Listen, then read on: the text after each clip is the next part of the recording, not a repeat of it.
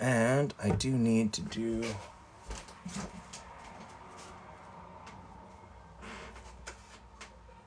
There's butter. And flour. Okay, and we'll do... Bam.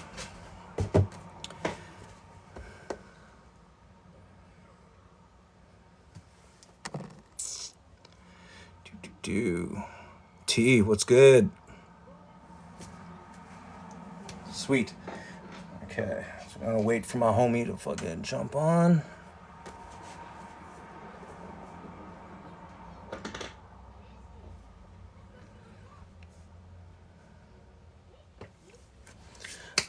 Nice.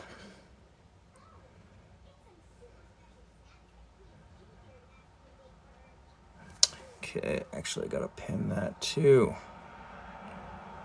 Bam. Sweet. Okay, so I'm gonna start on my biscuits right now, just so I can get that out of the way.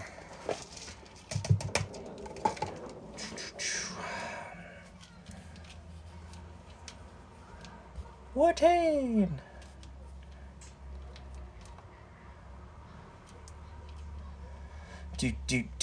What's good, everybody? How y'all doing? Okay, I'm just gonna give this a quick mix.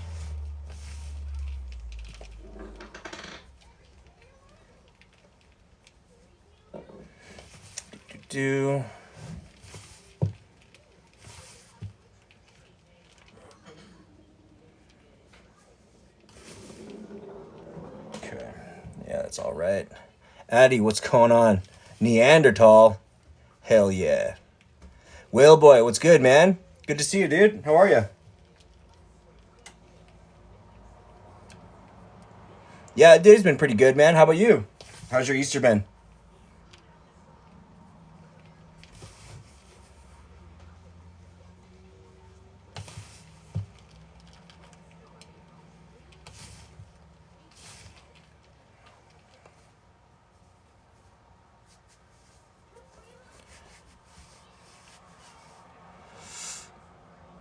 Bleep bleep derp, what's good, dude? How are you?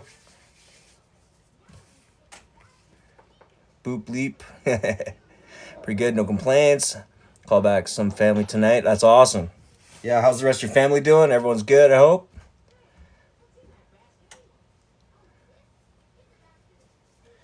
Okay. Cool. So I'm just going to go ahead just to make sure I get my biscuits kind of just going so I can get them pulled and rested. Leisha, thank you so much for the heart meat. Good to see you. How are you? Okay, I'm going to go ahead with that. And everyone's got their own bumps in the road. Yep. Yeah, much like my forehead. Okay, I'm just going to just give my hands a quick rinse.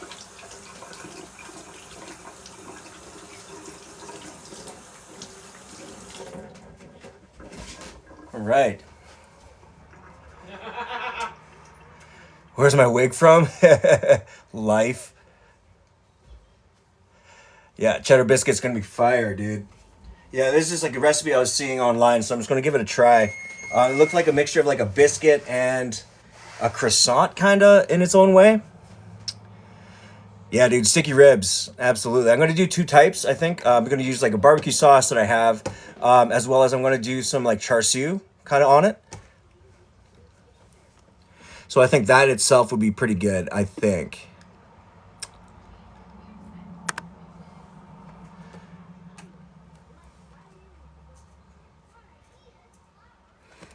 Very true. Quite true. All right, so I'm going to go ahead with, I need 1.25 cups of milk. It does suggest using buttermilk, but in this case, I'm just going to use regular milk, see what happens. Okay, and then I got to mix this thing.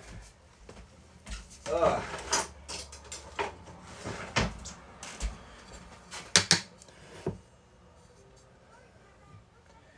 Okay. All right. So, how's everybody? Hussein, thank you so much for the follow, dude. I appreciate it. Okay, so what this recipe calls for is that you have to add all the liquid kind of like in small sections because you just want to like moisten the dough kind of slowly, and then you're gonna roll it out really kind of unmixed. So I'm curious what that looks like. So I'm just gonna do it in like say 3 or 4 hits of liquid into the dry ingredients. Okay, just like that. Boom. Wow, there's quite a few people in here. How is everybody? What is buttermilk? It's actually the milk content that they retain after they make butter. It's the part that separates out. Yeah, it's the part that separates out. So they retain and strain out the I guess like the actual like butter, the actual like congealed stuff, and then what's left is like kind of like it's almost like in its own way it's like a whey instead of sort of like whey, but it is I guess classified as buttermilk. You made French toast casserole for brunch? Oh, that sounds so good, dude. Right on. Excuse me. The family gets leftovers. I mean, you know what? You can still technically serve that up as like an appetizer, or if it's just a sweet French toast casserole, you can also serve that as a nice dessert or something, dude. Either way, it sounds fire. Sounds amazing. Am I going to be making gravy? No, not today. Although I do have a little bit of gravy I made up earlier that's just sitting in the fridge. I'm actually just going to go with more like a sticky, more like wet ribs. And then, what is it? For the veg, I'm going to do a bit of corn. So I'm going to do more like a fiesta corn, if you will. So it's going to be like more like a street corn in terms of flavoring. And then I'm also going to do probably a side of either zucchini or... I think it's either zucchini or, let me see. Yeah. No, I'm going to do Montreal sauteed mushrooms. So it's going to be relatively moist all over the place. Alicia, thank you so much for the roses. I appreciate it.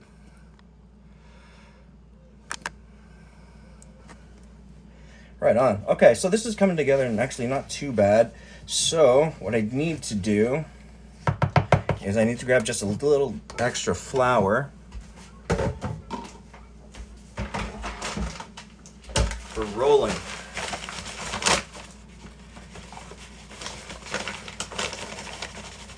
Okay, just a little touch of that right there.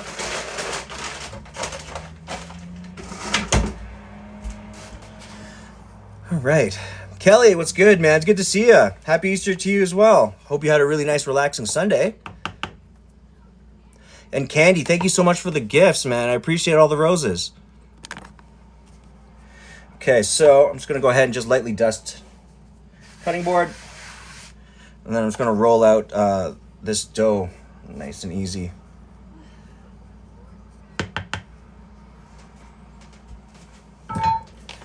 Okay. Oh, what's going on here? Here we go. Okay. Okay, so the way I saw it is that she collected the excess. Okay, just give that a quick knead till it collects just slightly. Neptune and Alien, happy Easter to you too. Hope you're having a really great Sunday. I hope it was nice and relaxing. How's the family? Cool. Okay, so this should actually work out pretty good. All right, so I'm just gonna just transfer this to the sink. Bam. Okay, so what I remember seeing is that you make a mound without pressing it down too much. You just want to make sure that it's formed. Okay, like that. Just a little extra flour on top. All right. Grab the pin, roll it out until you can fold it over on itself.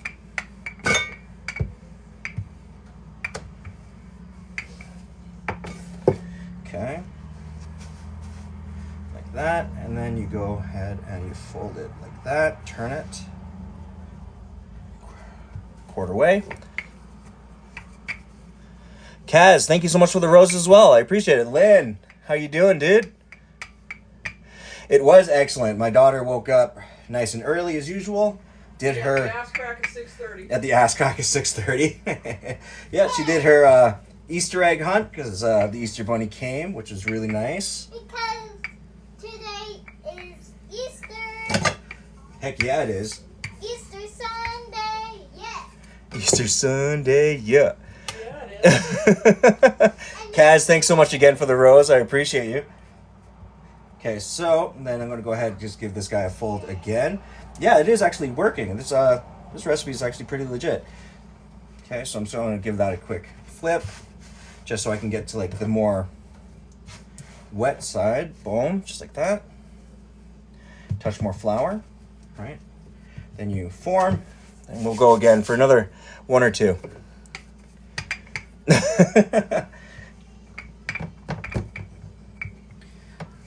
Yeah, I think like, yeah, we're pretty lucky to have her, you know what I'm saying? Yeah, and she has literally all the chocolate, which is hilarious. Okay, so I'm just gonna go ahead and get that guy down. Okay. Okay, just give that a form into a nice rectangle. And then I'll go one more time to get this smooth. And I think this should be just enough layers, to be honest with you. So it's more like a laminate. Oh man, if we had an adult version of like an egg hunt, that would be fire. It's just all singles and blunts. Frankie, hey, I appreciate you, bro.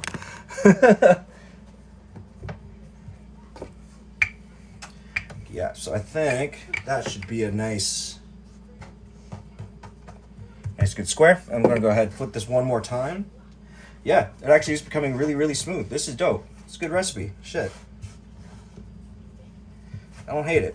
Okay. So again, I'm just gonna go ahead, touch flour. Andrew 420, thank you so much for the follow, dude. I appreciate you. Welcome. When they turn 23, the eggs get filled with cash and candy. Hey, that's fire. I don't hate that. You know what I mean?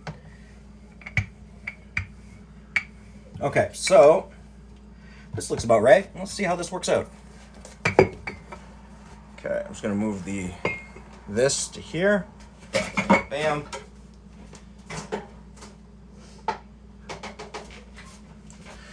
All right. So now I have the oven preheated to 375. So we're going to go ahead and this will probably take about 20 minutes. So I want to put these in and I'm going to show you guys. I'm going to do a small quick unboxing because my homeboy sent me a little special something that I want to share with you guys. I haven't seen him in chat. Yeah, I don't think he might be busy with his kiddo, so I don't mind if he's not here at all. And Michael K, thank you so much for the follow. I appreciate it. Okay, so cool. So I'm going to go ahead and I'm just going to just make sure that this is off my cutting board. Cool. And then I'm going to give my... Does he have TikTok? yes, he does. Oh.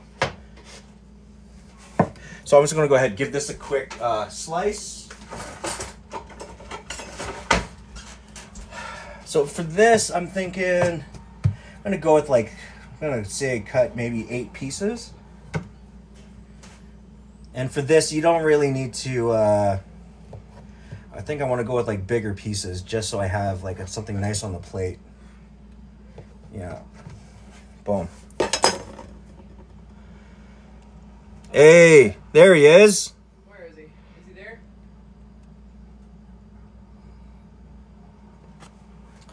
I think he just got online, so we'll see if he jumps on here.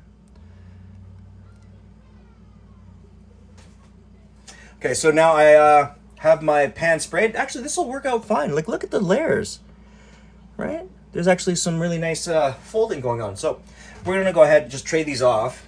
and I think this will actually work. Then I'm going to hit this right now with just a quick egg wash. Boom. That. Just going to grab an egg real quick.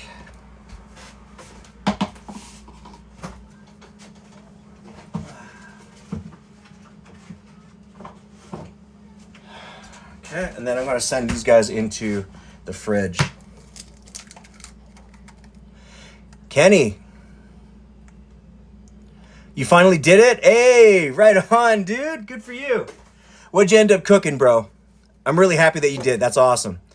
1-0. Yeah, I shaved it literally like half an hour ago. I honestly couldn't take it. How do you decide whether to brush them with egg or with cream? To be honest with you, what I really am looking for is with the cream, you end up with a pretty good crust, but what you more end up with is a more like a more of a sumptuous dough, right? Something that's a little bit softer and it absorbs that creamy liquid a little bit better. Pause. But in this case, what I'm looking for is I really want like a crustier, more of a crispier top because I'm going to put egg wash and then I'm going to finish it with just a little extra egg. Or not egg, cheese on top. So it just really crisps up that top so you get it nice and crunchy. And Jung, thank you so much for the follow. I appreciate it. Welcome. Having trouble with quick, easy, and healthy dinners. What are you having trouble with? Made some creamy garlic pasta on live. That's awesome. So a nice Alfredo type thing. The new cut looks great. I appreciate you, man. Thank you so much. I got help from my wife, so I got to give her a lot of the credit. And Britt, thank you so much for the roses. I appreciate it. And the heart me. Hey, right on. Oh, shit. You know what?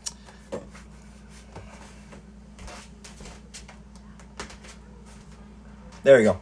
That was a request on this bald ass. Oh yeah, you gotta wear your great ears. Yeah, got to wear my ears. Yeah.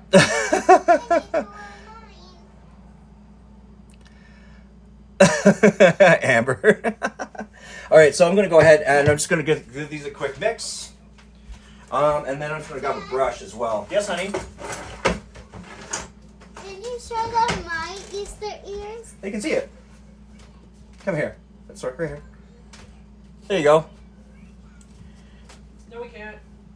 How about now? Closer to the stove.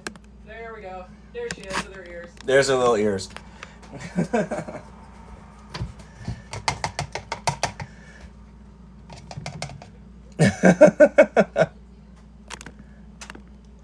It is that kind of a day, so we're gonna go in that direction. Yeah, see, that's the thing. Everyone requested them last time, so yeah, she is hella cute, you know.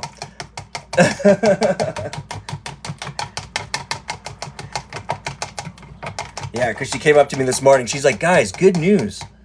The Easter Bunny came." I was like, "No way." Right on.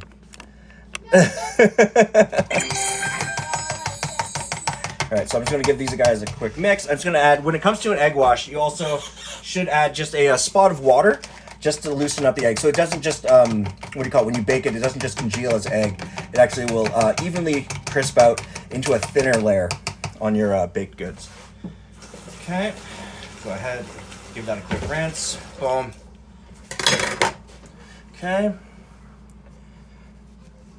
Awesome. Okay, everybody in the chat, if you guys can do me a solid, man, go ahead. Just keep spamming the, just waiting on a package. Hey, right on, dude. Yeah, then just, if you guys in the chat can go ahead, just give me, spam the likes for me. Again, that helps me in the algorithm, helps me find some other like-minded people just like yourselves. You know what I'm saying? People that want to talk about food culture, all that good stuff, all right? So, just going to go ahead, put the egg wash on. And do it liberally, because if you add a good amount, this will give you this really great color in the bake. Okay, and these are dense enough that I think I'm just going to be cooking them for about 25 to 30 minutes. Okay, I can't wait. I'm actually very curious as to whether or not this is a legit recipe or not. Okay, hammer those off there. Ooh.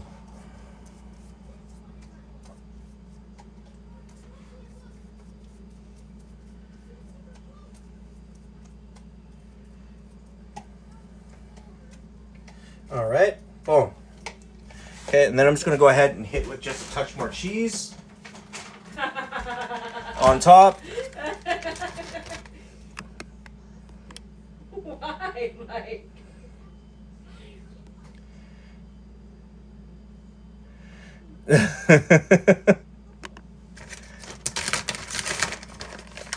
Yeah, these recipes on the biscuits have been like pretty good. And to be honest with you, like this recipe had almost like almost no ingredients, right? I do recommend though, if you are going to be doing any type of baking, anything like that, go and as much as you can get a scale. It just makes more sense because I work in grams, especially when you're going to be doing any type of baking. It just makes for a more effective bake. Like, you know what I'm saying? You're just more accurate rather than using cups, and teaspoons and tablespoons are fine though. Hey, Kenny, thank you so much, dude. I hope if you're leaving, I hope you have a really great rest of your day. I hope it's relaxing, and I hope you have a great time with your family. Okay, so on the top of the biscuits, I'm just going to go ahead, hit with just some extra cheese. Just like that.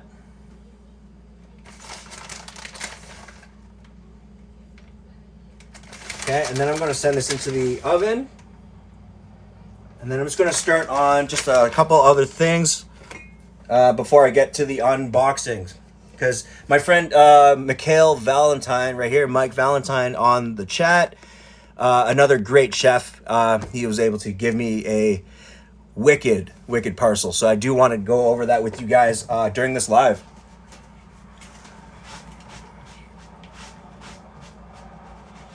Okay. Boom. All right, so I'm going to go ahead and send these guys through, and I'm going to set the timer for roughly about 30, I'm going to go say 25 minutes to start, 30 if I have to push it longer.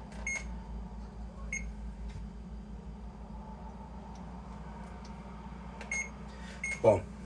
Good to go. What the hell? Are you sending out a poll? I didn't. Titanic, you fucking guy. I ain't singing nothing. Mike. That's Mike?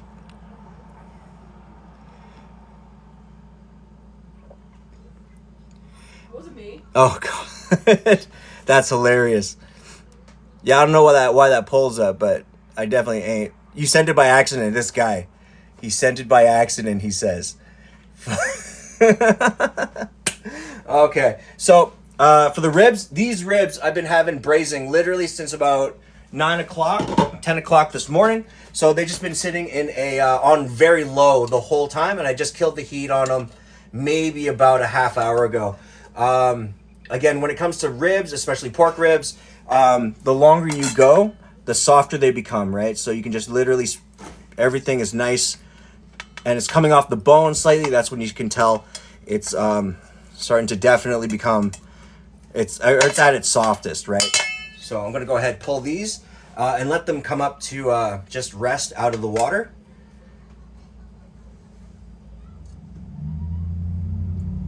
Say hi to Caitlin.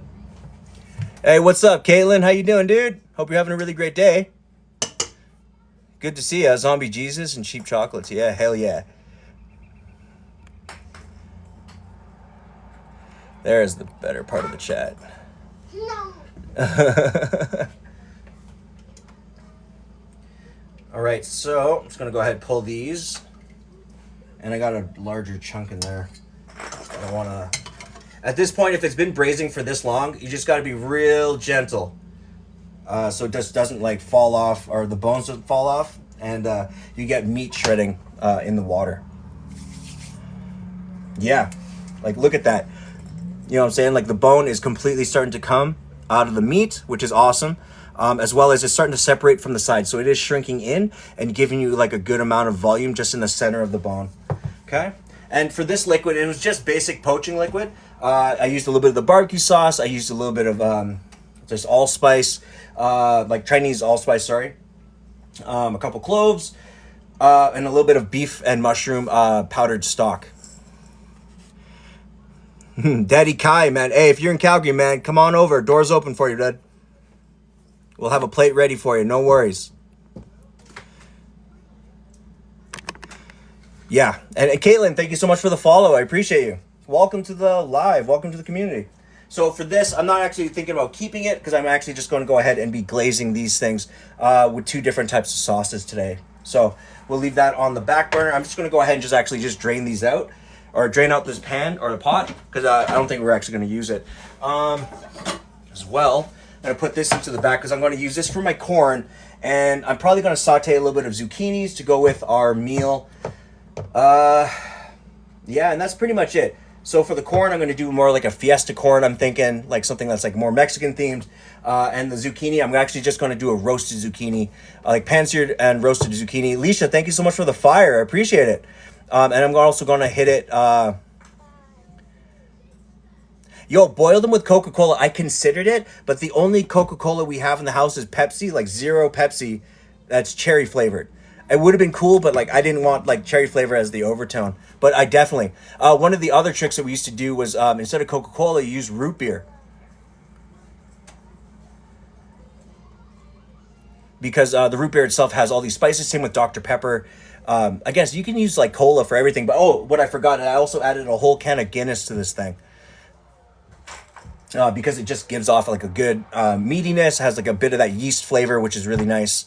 Pairs pretty well with any type of broth. Yeah, root beer, definitely got to try root beer.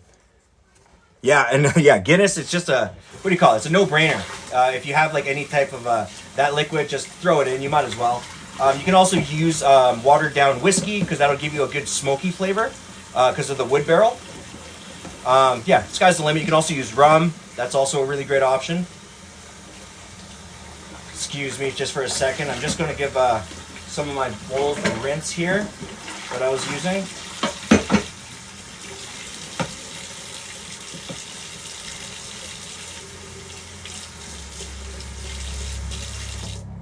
Okay. And anybody that is new in the chat right now, I welcome. I appreciate you guys for being here. Ginger ale would work for sure too. That's an awesome way to do it. If you guys have any questions about food culture, recipes, restaurant culture, stuff like that, just by all means, go ahead, leave your comments in the comment section below. I'd be happy to go ahead and answer any of the questions. What do you have on your head? I got this from Hair Club for Men. And it was a request from a couple other people from the last live. So what can I do? You know what I'm saying?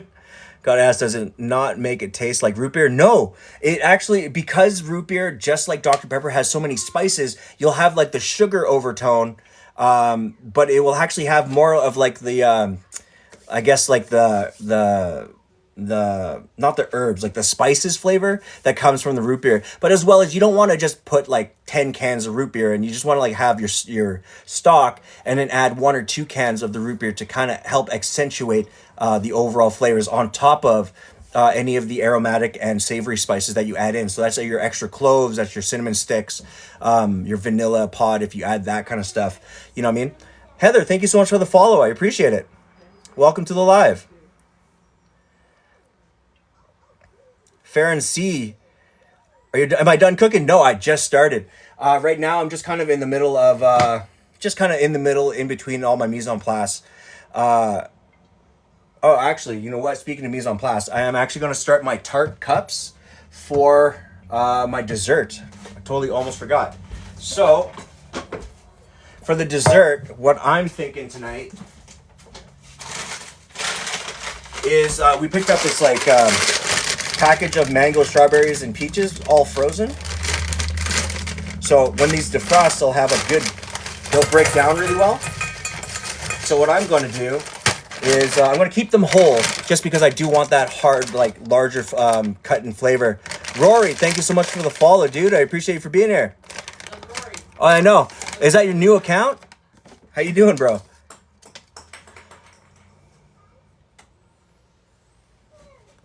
Yeah, exactly. You don't want to just put it in root beer. Then again, I've also considered doing it. Oh, another great addition to, if you have root beer or Dr. Pepper, is to add like old coffee, right? Like if you have coffee that you made earlier, by all means add in just like 3 cups of that into it. And that's going to add just like a darker amount of like a hit of depth as well as like it'll help on like your the palate. So you have your sweet, your savory, your bitter. You know what I mean? Your spicy, your salty. So it'll all be kind of in that braise. Okay, so to the fruits, boom. I'm gonna just go ahead and add right away. I'm gonna add like 4 tablespoons to it. And what I'm thinking is just to help defrost this and get it going much easier is what I'm probably going to do is I'm going to just go ahead and shoot this into the oven. Oh yeah, those biscuits those are going to be just fine. Yeah, so I shot in my fruit into the oven just so that it can get started to macerate and defrost slightly. So at least when I put them into the tarts, they'll, what do you call it? They'll just be ready to go by the time we hit dessert. Okay, so for the dessert, I'm going to be using phyllo dough and muffin tins. Okay. And again, I'm just one of those people that tries to get like the most out of his muffin tins as much as humanly possible.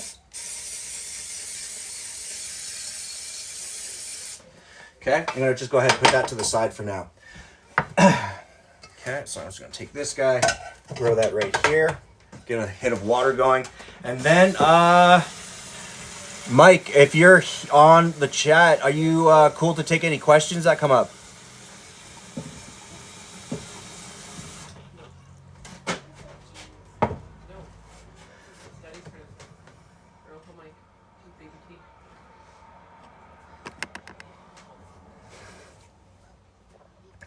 When I grow up, I want to be able to shake my food in a bowl like that. It takes practice, but you're good. Yes, sir. Okay, sweet. Okay, so I'm going to take a quick pause on what I'm doing right now, guys. And I do want to show you, because I said on my last post that I did earlier today that I was going to be doing a live, as I always do, which is cooking. But I do want to share a small unboxing with you guys. So this will be the first time I actually get to look at this product. Okay, so what we got here is a package from my good friend on the chat, Michael Valentine, or Michael Valen. His company is Baby Tree Woodworks. He primarily does things like cutting boards and coasters and any type of like woodwork, okay? It barely fits the box, yo, I know, and I can't wait. I've been like staring at this fucking box literally for like since you dropped it off, and I'm like, you know, I'm just hold off. I'm not gonna cheat. You know what I'm saying?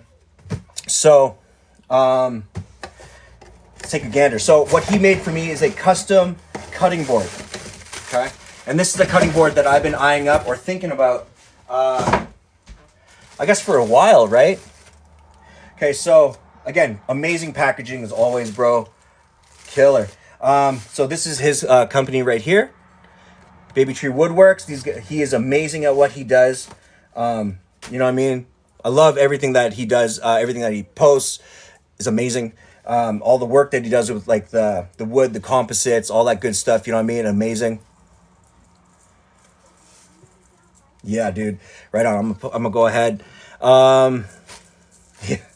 Okay, so in every package, I do believe in every package that Mike sends out is the wax. Yeah, dude. Is the wax and business card. Boom.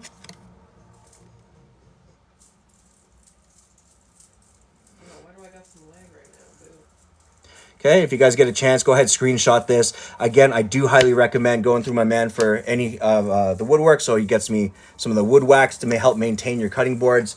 Okay, I'm gonna put that to the side right now. I have some solid lag. Am I lagging? Yeah. I don't know if it's me in general or... It might be you, because mine still says good connection, Okay. all that stuff. Okay. Okay, sweet. Yeah, it just might be, it might be Shannon's. Okay, so I'm just going to go ahead and give this a cut. Okay, awesome. Again, amazing packaging. I always love his type of packaging, man. Okay, so I'm going to go ahead and pull these bad boys off. Throw that into the box. Where's the seam on this? There it is. Sweet. Oh, hell yeah.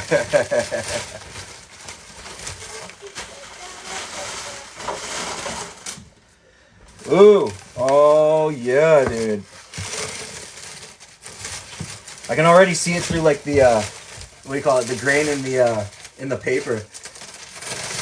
Oh my God. Yeah. Yo, and this is exactly the size that I was looking for. Oh shit. Oh my God.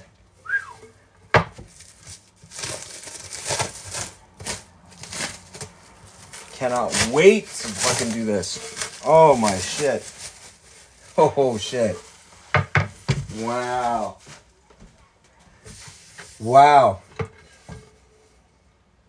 The finish on it, yo, and he even had that etched on, right? Amazing. That's wicked, dude. Rory.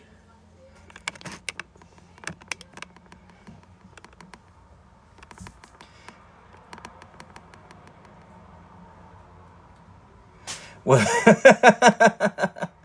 yeah, dude. Yeah, lots of paper, but this the guarantee that even if the box was dropped, it wouldn't dent, wouldn't get any scuffs. But goddamn, dude, Mike, thank you so much, man. Wow, look at the grain on this thing. Fuck. Right, nice curved edges. Gorgeous. Look at that. Yes, it was custom made. Yes. Yes, this was custom made to the specs that I asked for. And again, this is, if you see the pinned note on the top, Mikhail Valen, that is my man from Baby Tree Woodworks on here. I made sure that I brought him on here just in case you guys have any questions on getting anything like this custom, because I do recommend any of his work for things like birthdays, anniversaries, especially for around Christmas or any of the holidays. By all means, pick his stuff up, because this is just like a complete labor of love, and I couldn't be happier with this. Yeah, it's honestly, it's so nice in terms of like the gradients and quality. Like you can tell there's there's zero imperfections. You can see all the wicked grain in the wood. Incredible. Right, and this is like the exact like size and spec I even have for like my magic boards when I do card magic. Yeah, dude, I can't wait. Fuck. Yeah, I'm gonna give this a rinse and let this dry off, and I think I'm gonna start using it. I think maybe even on today's live. I don't know. We'll see what happens here. Just gonna give this a quick rinse, real quick. And you had a question prior to that, Kelly, if you had any ideas what to do with leftover ham. Leftover Ham. ham. Okay. Alright, so I'm going to give that a quick moist, and I'm going to let that thing just dry off in the sun real quick. Okay, and it's too nice to use, honestly. I had the one I requested from Mike. I made sure that I requested a, a board that I was definitely going to use every day. Because again, when it comes to his boards, like this is the very first board that I ever got from him. I literally use this thing every single day. Like, you know what I'm saying? Like this right here. I think, when did you give this to me? Last year.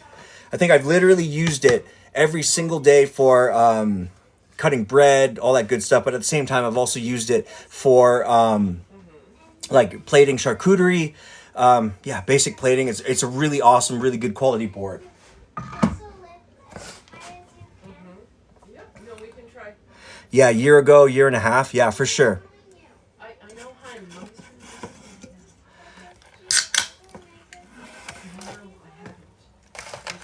Okay, I gotta put this fruit back in the freezer.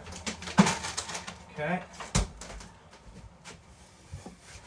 But yeah, what's your Okay. leftover ham? So, somebody in the chat, Kelly, you're asking about what to do with leftover ham. So, there is actually a few options. One of my go-tos, especially if it's like if it's a bit of ham, chop it up, make split pea and ham soup. I'd also recommend do a like ham and cheese quiches, something that you can actually just like like the hot sauce t-shirt. Hey, Tapatio, baby. You know what I'm saying? Yeah, you can also do quiches, which is really awesome, like a quiche Lorraine, and substitute the ham instead of bacon. You can also, yeah, you can do, I guess you can just be like chopping them up, package them up, put them in the freezer. If you're not going to use them right away, use them. Jace, what's good, man? How are you?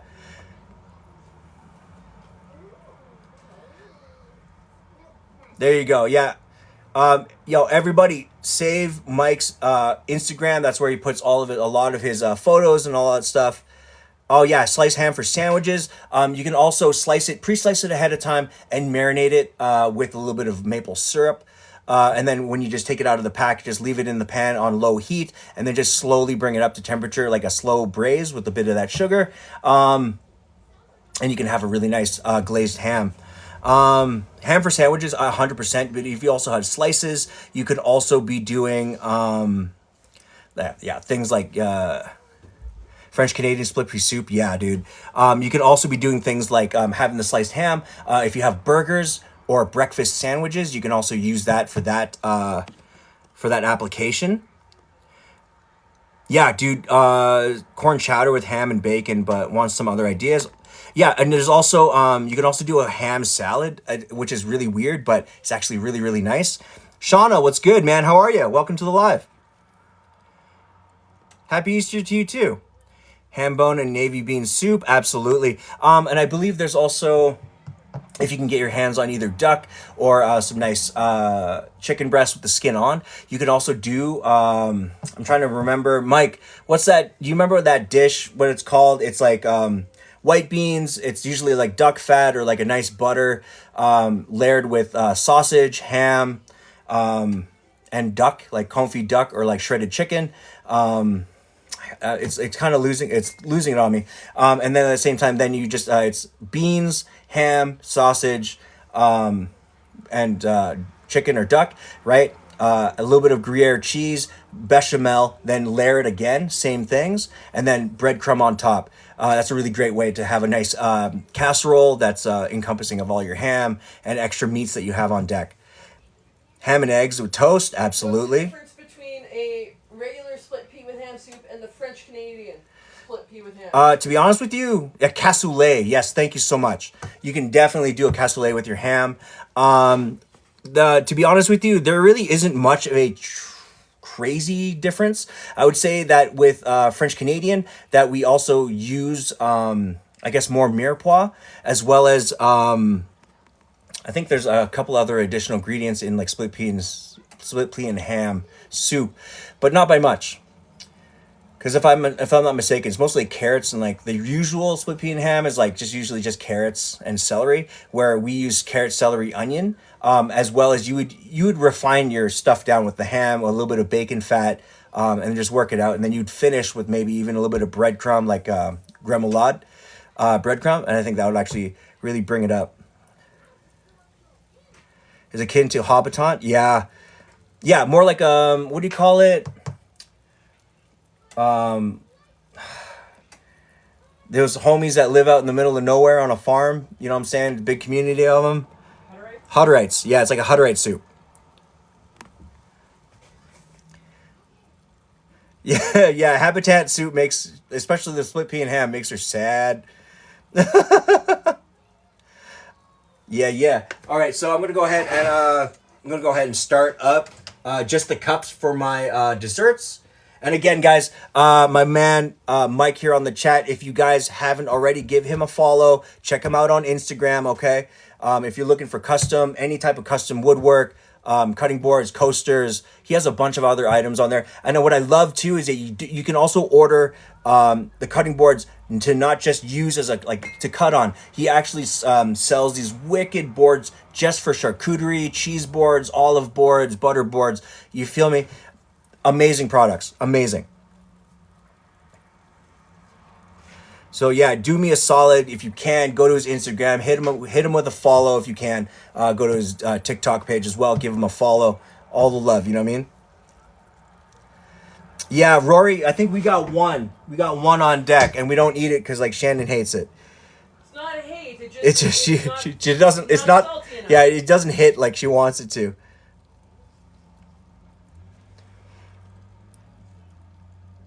Hey, Brandon, I appreciate you, man. Thank you so much. And again, welcome to the live. I appreciate you for being here. Yeah, dude. So yeah, my man Mike's gonna be in the chat for a little while. If you guys have got any questions about woods, all that stuff, do hit him up, please. Hit him up here. Hit him up in the DMs. You know what I mean? Show him some love. Oh yeah. Oh my God. These are okay. That'll work. Shit. I didn't realize those things would work like as well as they did. That's awesome. So I'm looking at about a minute and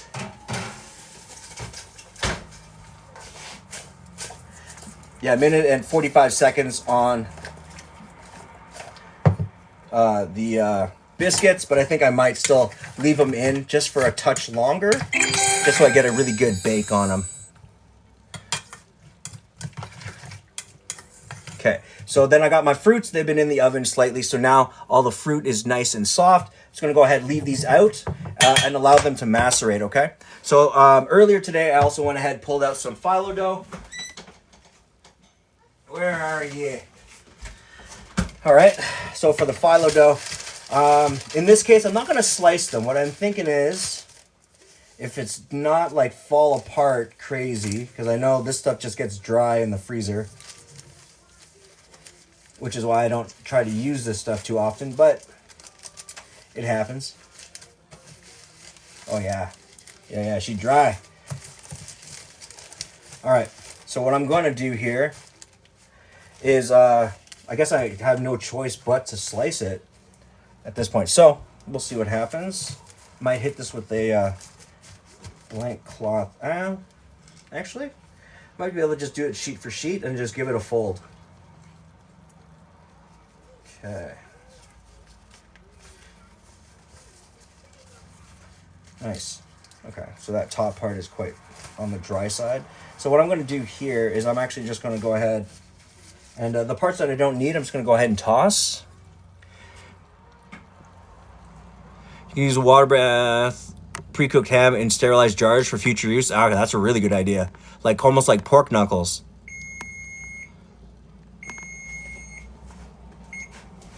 Okay, let's go ahead and have a gander at these biscuits. Yeah, dude. Yeah, look at that. You're a biscuit.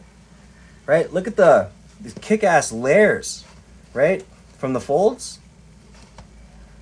Yeah, this will do. That'll do.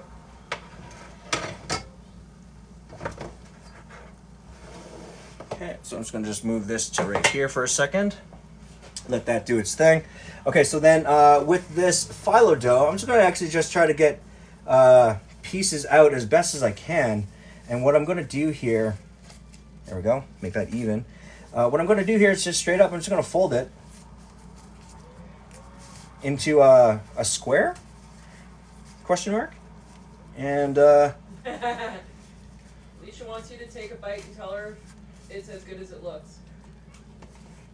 I'm gonna wait, because I know for a fact it's gonna be like napalm. But I will take a bite in a second here. Okay, so yeah, that'll work. Okay, so what I'm going to do here is I'm just going to okay,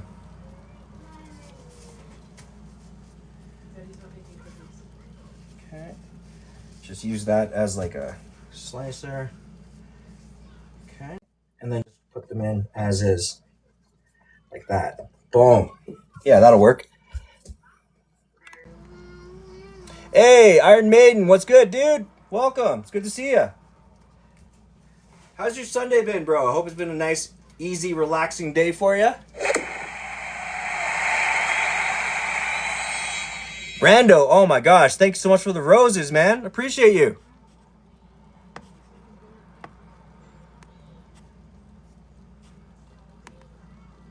It's been going good. Yeah, today's been awesome. Man, thank you so much for the 100 roses, dude. I appreciate you so much. Okay, so yeah, I'm just going to go ahead and pack these guys in. I'm actually just going to go ahead and just tear these off because you don't need these. They're dry as fuck. Okay. And again, I think I'm just going to actually just cut this down the middle. So I'm going to get the best out of what I have left on this phyllo dough.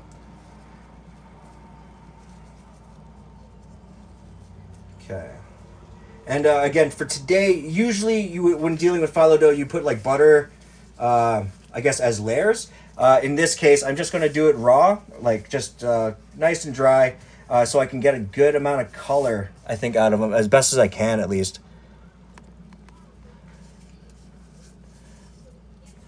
The Okay. light bulbs, man, I don't know if you want to reset that. Say again? Oh, Light bulb. okay, sweet. I will reset that and see what else is up.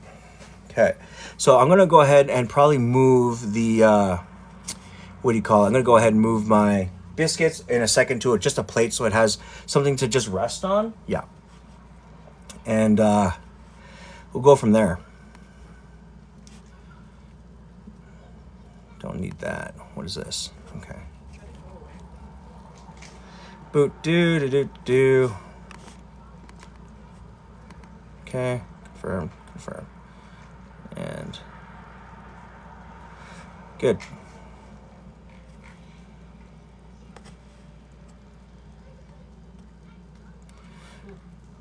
Right on. Yippee skippy. Boom. All right. Oh, there we go.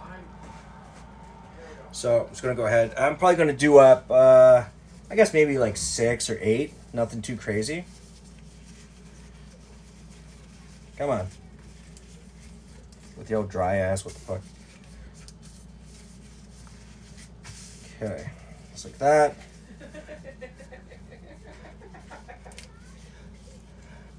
Hey, Brando, Alicia, thank you guys so much for the roses. I appreciate you again, man. Damn. You guys are just all over it, man. I appreciate that. Britt, thank you so much for the rose as well. Golly. You out here hitting.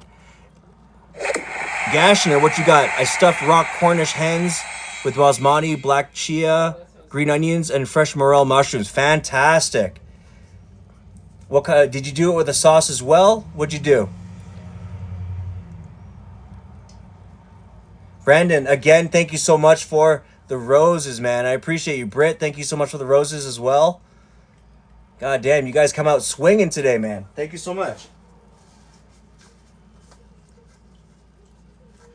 Okay. Now, this will be for Leisha. Just going to go ahead and just give this a quick break. Oh, yeah. You see the steam? Fire. Your little cutie probably wants that. She's complaining of Oh. being hungry. Whoa. Yeah.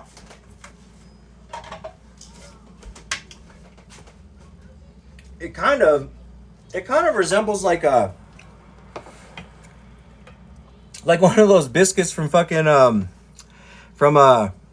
with mandarin orange glaze. Oh, that's so fire. It kind of reminds me of like those Red Lobster biscuits. That's wicked. Here, honey. They're a bit warm, okay? Because goddamn, yeah, it's a good amount of salt. It's like 2.5 teaspoons, I think. Yeah, really good. But like the crumb on the inside is very, very nice. It's nice. It's fluffy. You clarify Red Lobster. Red Lobster, like you know those like Cheddar Bay biscuits.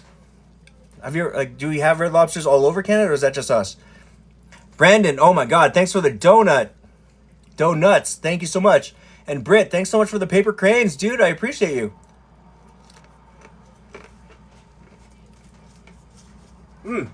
Yeah. Goddamn. Like, whoa. You got a biscuit ready?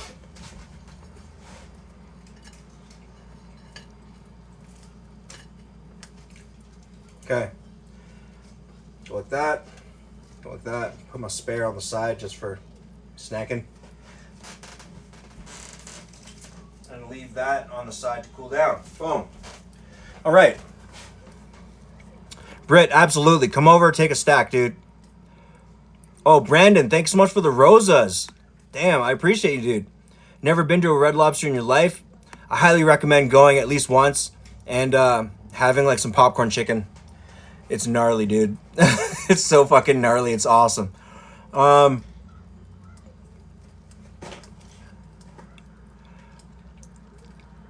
Red Lobster. Yeah. You know what I'm saying. Brandon, again, thank you so much for the rose. I appreciate you, dude. Chia yogurt and lemon cake with homemade ricotta cheese icing. Brutal. That's awesome, dude. That's so dank, dude. That's what I'm talking about. I'm stealing this. Oh, yeah. Tell me, what do you think? Oh, yeah. Right? The recipe is so crazy easy. Rory, yeah, dude. Thanks so much, dude. I appreciate it. Or the coconut shrimp. Yeah, dude. Coconut shrimp. I think anything shrimp related at Red Lobster is it's pretty fire. I mean, I don't really know anybody that actually goes to a Red Lobster for lobster. Right? I don't think, unless you're on the East or West Coast, because that's when lobster is good. What does that do? Okay, I'm just gonna go ahead and shove these in there. Can you do you know the recipe for the things? Alicia wants to screenshot it. Okay. The biscuits. Ooh, cat hair.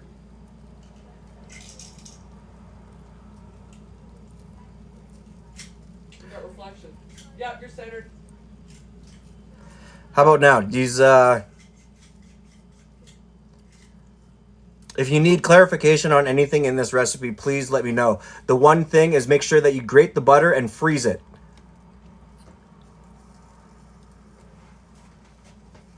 That is 100% one of the main things to it is that you got to make sure there's ultra cold butter. How long does it take to grow the ears? It really depends. When you have a 5 head like mine, again, I got my ears from Hair Club for Men. So it really just kind of varies person to person, right? But I mean, it does give you some mad sideburns though. You know what I mean?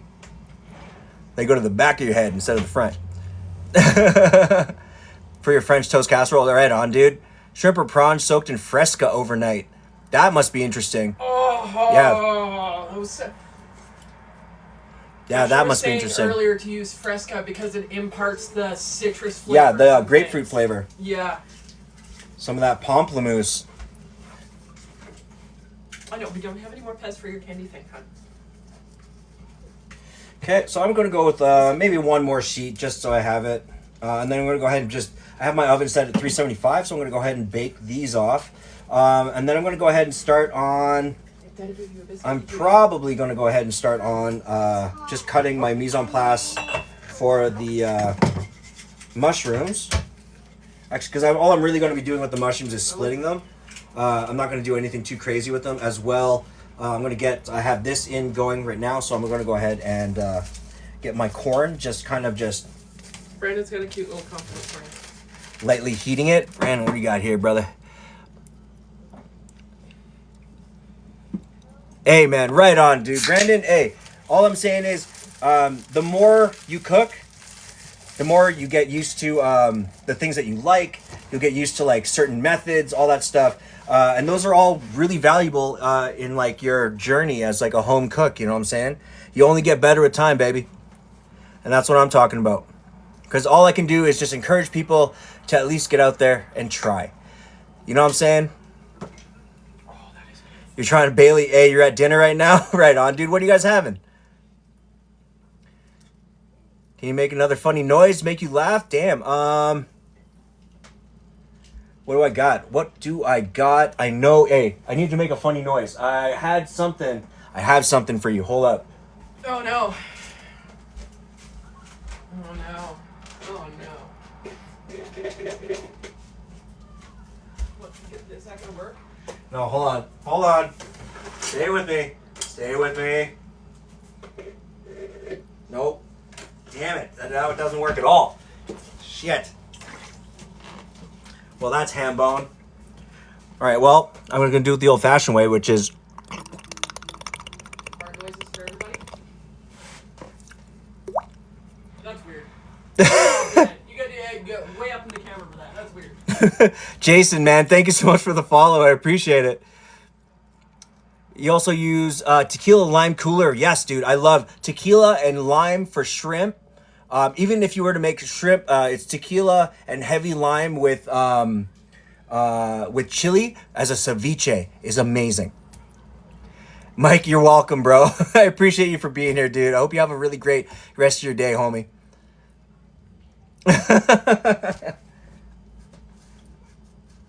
Okay, so I'm going to go ahead with these. Okay, boom. And I'm going to go ahead and throw them into the oven just to kind of get these nice and crisping. Again, I didn't put any butter. I'm just going to just raw dog it into the oven. Just get some nice crisp on them, get some nice color. Nothing too crazy. Okay. And I'm going to use the rest of this as like I'm going to bake this off probably and make it into a crumble. Yeah, I'm going to take some of this, turn it into a crumble, and then we'll go from there.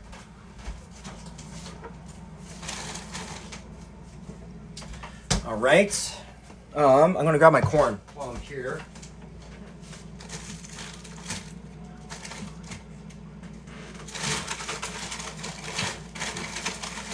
There you are. Fucking yar.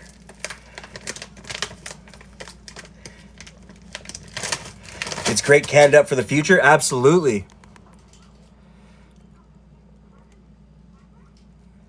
She loved to mimic it. The Ferris Bueller drip sound. Yeah, dude. You have no idea how weirdly long it took me. How weirdly long it took me to like learn how to do it. You know what I mean? All right, so I'm just gonna go ahead and get my just a little bit of that corn in there. All right, and just to make sure I do got it. Okay, so I got some of that. Okay. Yeah, okay, that'll work. That'll smoke, I think. How much cheese do I got left? Not much of that, so I'll have to use a little bit of the goat's cheese as well. Right on. Okay, so I got my corn going. Just gonna let that braise. The best part about frozen corn, especially when it's like this, like the, what do you call it, the sweet corn, is that you can just leave it on low in warm water and it'll plump, it'll do its thing, and it'll never overcook. All right, and if you're just going to serve it out of that, just add your butter, add your parsley, your cilantro, whatever, and then just go from there. Gat City, what's good, man? How are you? And Leisha, man, thank you so much for all the likes, dude. I appreciate you, man. Okay, so I'm going to go ahead. I have this going. I'm going to start my the other veg afterwards. I'm just going to go ahead and make sure that these ribs get onto the tray. They've had a chance to rest. As you can see, they're really, really plump, right? Like they're practically shredding. So let's go ahead and I'm going to just basically, what I'm thinking is I'm just going to just put these under, I'm going to wait till the filers are done. Okay, and then I'm just going to shoot them underneath the broiler. It's just going to just get that really sticky, glazy kind of texture to it. Not texture, sorry, coating. And we'll go from there. Okay, so I got that. And then I'm going to start my mushrooms. And I think we're pretty much at the home stretch. Am I missing anything? Your camera angle is cutting off the first 3 letters of sticky. Oh. Sigma? You're good.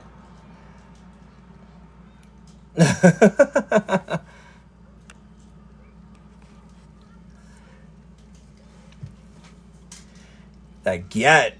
Zucchini, I was thinking about doing zucchini. I might actually save the zucchini for the next live. So I think today I'm just going to go with some nice Mexican style fiesta corn. And then I'm also going to use whole cremini mushrooms. I'm just going to give them a quick rinse, put them into a pan, give them a stir fry, Montreal steak seasoning, a little bit of butter.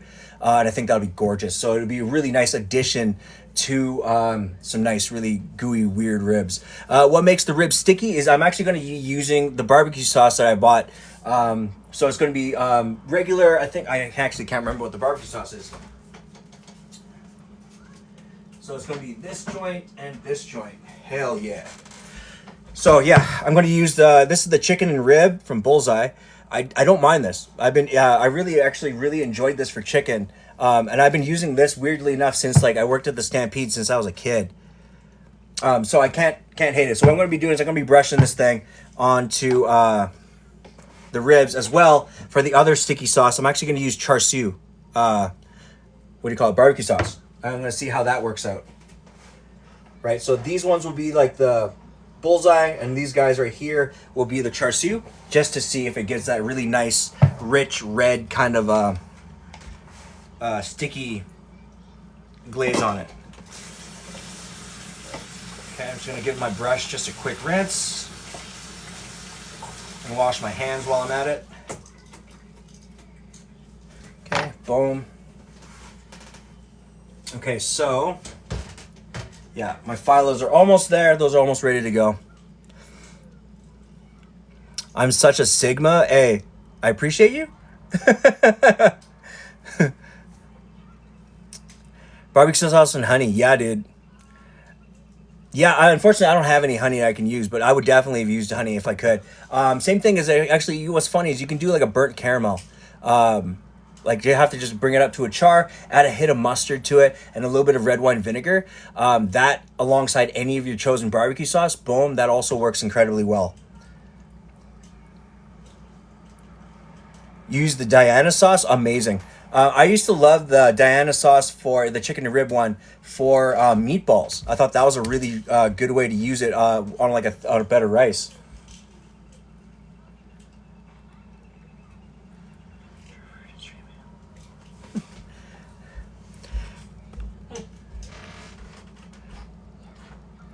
There you go, some context. Yeah, I actually didn't know what that meant. That's awesome.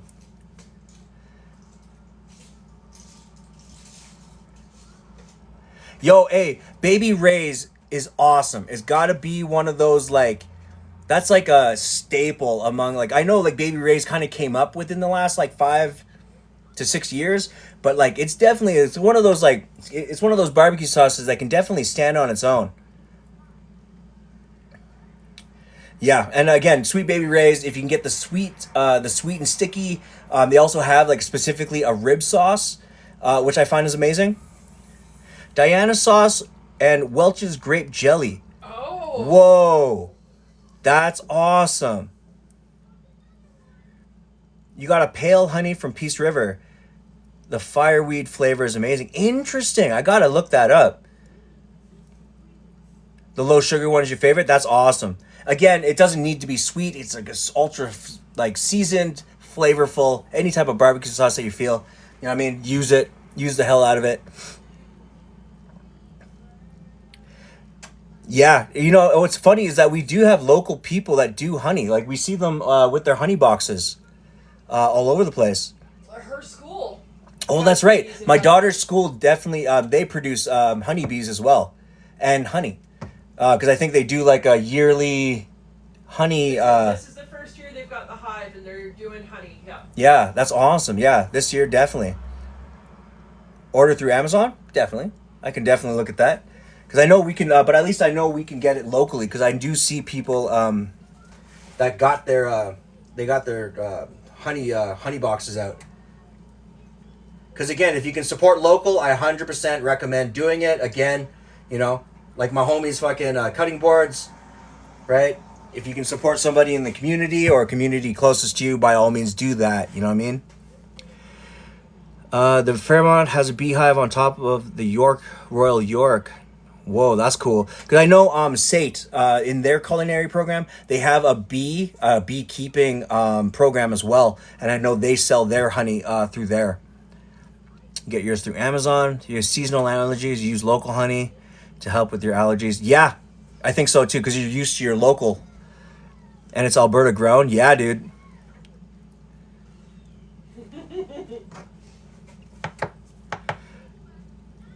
Does that help with my cat allergies? God, I love local honey. It's so good.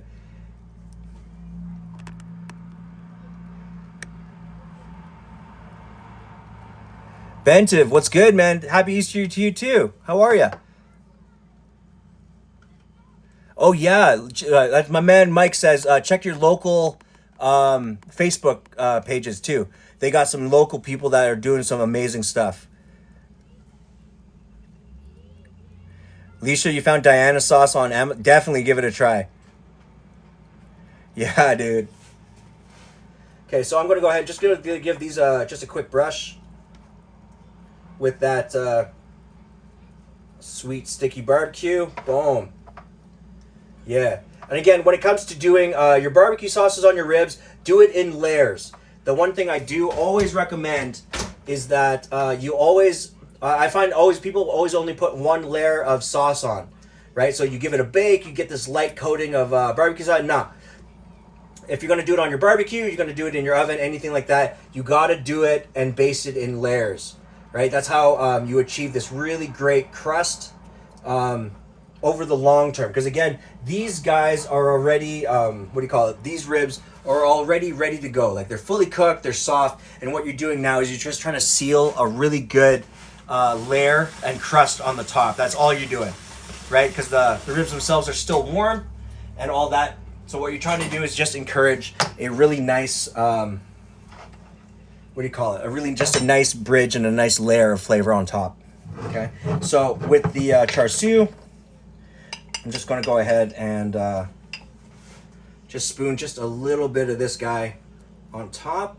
Because again, what you're doing here, this stuff is so thick that you really need to only just put maybe 2 or 3 coatings of this stuff on in the oven. All right, so I'm just gonna let that just melt for a second before I try to brush it.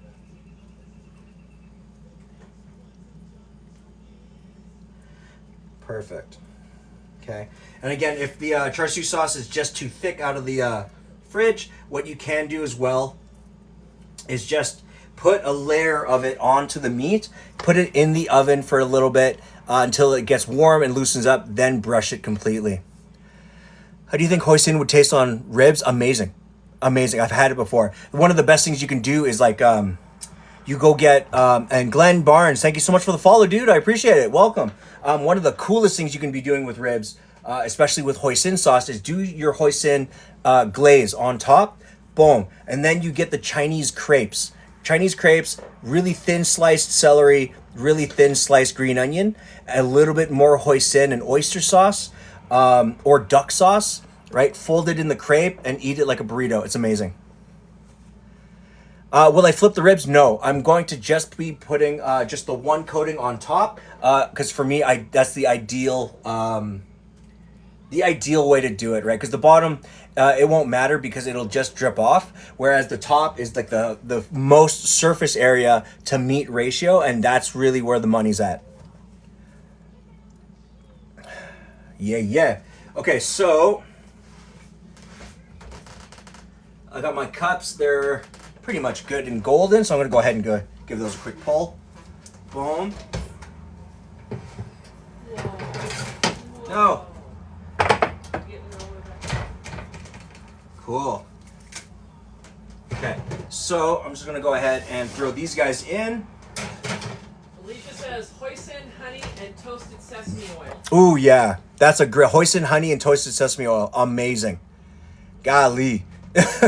Like, you know you're going to be eating good, right? Make on the side, if you're going to do the ribs inside of the thing with that sauce, on the side, you got to have dumplings.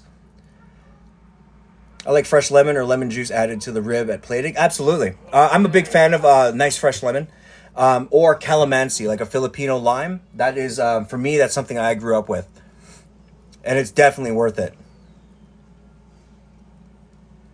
Yo, and garlic. Oh, yeah. Hell yeah.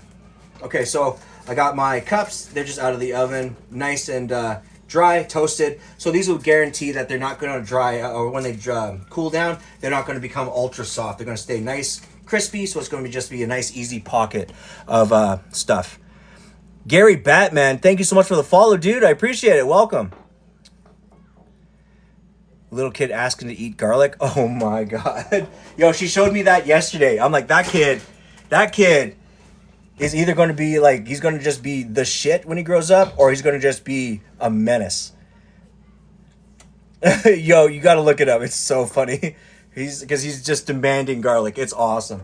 Literally like minced garlic out of the jar. Yeah. It's this little guy on a stool, and he's like, garlic? Garlic? Garlic? You're like, oh. It's hilarious. You're like, golly. You're gonna be like a menace. Okay, so that's the cups we got, right? Really nice, simple, easy. All right. good color on them, so that's what you're kind of looking for. Okay, I'm just gonna go ahead and throw these guys to the side just for now. These ones didn't take as much color just because I think I did put too much phyllo. So when these cool down, they will unfortunately become a little bit too soft, so I might not end up using them. But, you know, you live, you learn. So I think the right amount is like it's folded in 4, like you fold it into 4 quarters, and it's like roughly about a half sheet will do this kind of outcome, which is nice. So go ahead, throw that right there for now. I'm gonna throw these to the side. Okay, and again, I got my fruit just sitting here, right? You can see that sugar has started to slowly macerate out that strawberry. Real nice. So I'm gonna be putting those into my cups after they've cooled down just a little bit. And I'm going to go ahead now and raise the temperature to, actually I'm going to put it on broil. I'm just going to raise the temp up to about 455 and get that going. So we're almost on the home stretch here, guys. Again, I appreciate you guys for being here. And ooh, happy Easter to you as well, man. I appreciate it. Welcome to the live. Yes, no, but in this case, roasted garlic, like a confit garlic or anything like that, definitely tastes sweeter. It tastes more, not as robust, but it has a lot of complexity. This kid that they're talking about just wanted that chopped up minced jar garlic, and it is gnarly. Yeah. Yeah, like I did confit garlic a little while ago. I think I might actually use up the rest of the garlic cloves that I have right now. And then you just put that on toast, man. Just make some really easy, simple garlic toast. Nice, you know, nice, easy, simple. So I got my ribs in there just right now. I just put them in for like maybe maybe a minute or two. And what I'm going to be doing now, since that char siu sauce has now had a chance to warm up, yeah. So now it's spreadable. Just go ahead and hit that on top. Okay. And give that a quick spread. Right? Nothing too crazy. Yeah. I think this is going to be sweet. This is going to be real good. Okay. So again, I'm just going to go ahead, let these guys cook out. You're not waiting for it to take on too much color. What you are waiting on is that the tops become a little bit dry, a little bit solidified, and then you can just brush on a little bit more of that glaze and barbecue sauce. Pizza crust, pesto sauce, cheese, roasted garlic. Oh yeah. I think I also did something similar to that on one of the lives. I think I did, it was like a white sauce with the pizza crust, cheese, and the roasted garlic as a base. Amazing. Keeps away cough due to colds. Yeah. Holy, yeah. Yeah, dude. That's awesome. Okay, so I got that on the go right here. I'm going to go ahead and just get started on a little bit of these mushrooms. All right. And in this case, I'm just going to, you should actually brush off your mushrooms. In this case, I'm not going to. I'm just going to give them a quick rinse. Why? Just because I do want to rinse off. These are quite muddy. And I am going to give them a quick saute as well as a hit with butter. So really dry searing or like dry pan searing these really doesn't matter. You can just go ahead and do it either way. Can you show us these mushrooms? Okay, so these are the creminis, right? Boom. Oh, right? And they do have quite a bit. Like you would brush off this the dirt on them, right? In this case, I just wanted to do a quick clean, which I really don't recommend for a lot of mushrooms because they do, like, in fact, take on water. But the method that I use is just a quick hot water bath that just like, and then you empty it out, right? Cut the ends off on some of them, and that'll be pretty much good to go. Yeah, and that's the thing about it is that... because I remember at like one of the French places that we opened, like they insisted, like, and keeping in mind, we used to order our mushrooms from France for no reason. And it was like something like maybe 2,300 a week we'd spend in just mushrooms, like different kinds. They insisted on like the brushing and the peeling and all that stuff. I'm like, fuck, you're not, the rate of return of investment of time is just not adequate to me. So obviously for people out there, if you have the time, brush your mushrooms out the best you can, cut your stems off if you need to. But if you don't have the time, I just recommend just hit it with just like a good amount of fucking hot water, right? Give it a quick rinse, drain them off really, really well so they don't waterlog as hard, and then just go from there. Blanched dandelion greens with garlic. I remember that from, where was it? I remember that was from El Bulli. They did a concept. Was it El Bulli? They did a concept of dandelions and, excuse me, like dandelions barbecue sauce. That they're like, well, maybe we can get something for free, right? That was like the initial idea. Or use something that grows technically in the wild or in the city that's a wild flower, and then dandelions in the yard. yeah. Well, I mean, actually, everywhere dandelions grow, right? That was their initial concept. Was how do you make something that grows literally in the city sustainable, right? And I thought that was a really interesting concept. Okay, so I just gave my mushrooms just a quick rinse, nothing too crazy. But it did get the good amount of that oil off. So now, yeah, dude. Right? Look at that. So now we're starting to get this really good, simple crisp on the top of the ribs. Right? Just like that. DJ, thanks so much for the follow, dude. I appreciate it. Look at that.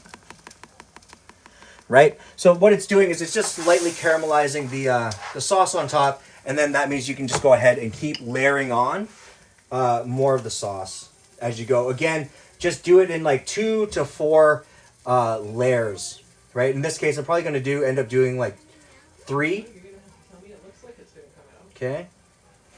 Yeah, I see. It looks like it's gonna come out. Okay, just like that.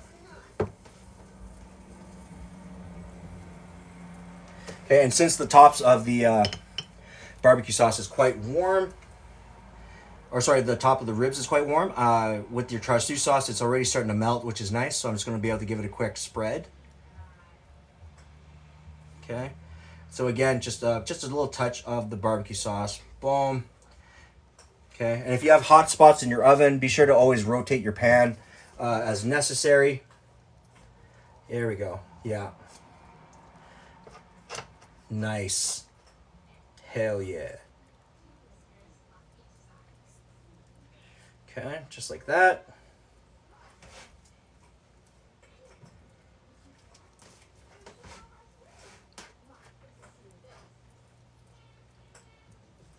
Okay. Yeah, give your barbecue sauce a little love here. Boom.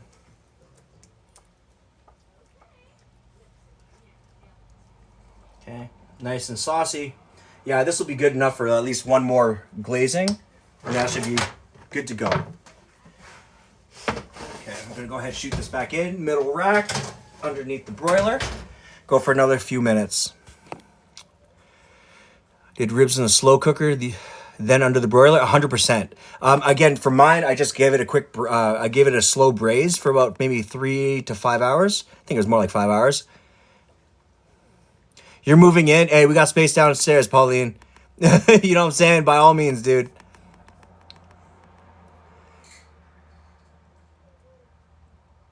Twitching Nate. Hey, man, I appreciate you, man. Thank you so much for that. Yeah, I think it should be not too bad. Not too crazy, but at the same time, very very unctuous, and you know what I mean? It should hit the spot. So for my mushrooms, I'm just going to go ahead and get my pan. 20K. We're at 20K. Hey, right on, dude. Thanks for 20K likes. I appreciate you guys. Right on. Okay, so I got my corn just in the back. That's going to do its thing. So I'm just going to go ahead and just move that to a 3. And then on the top, I'm just going to hit this, excuse me, with a good amount of heat. So I'm just going to hit it about maybe a 5.5, 6 on the stove. Okay. Right, a little bit of oil. Okay.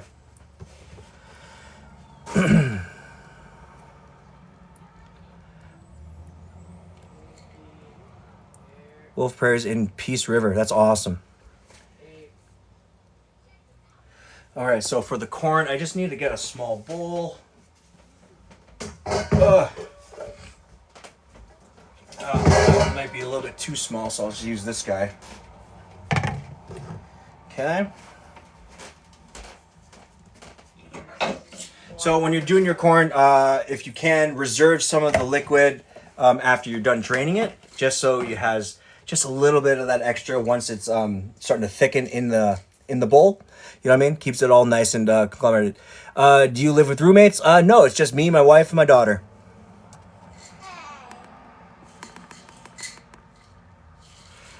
Today was the ribs, stuffed baked potato, rice dish, tossed salad, strawberry shortcake. Yeah, dude. Woo! Golly, you know that's going to be fire. My God.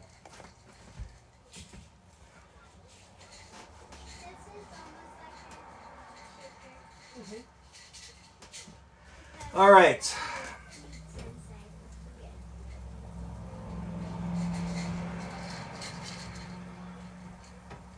Nice. I'm just going to move this up to now the top rack just so I can get some more direct heat on that. And then I'm going to go for the final base, and I think that should be pretty much it. Now you don't have to cook for a couple days? Right on, dude. Yeah, leftover city is just, it's my jam. Hey, Daniel Hills, what's good, man? Monsieur Apache, how are you, sir? It's good to see you. Hope you're having a really great Sunday.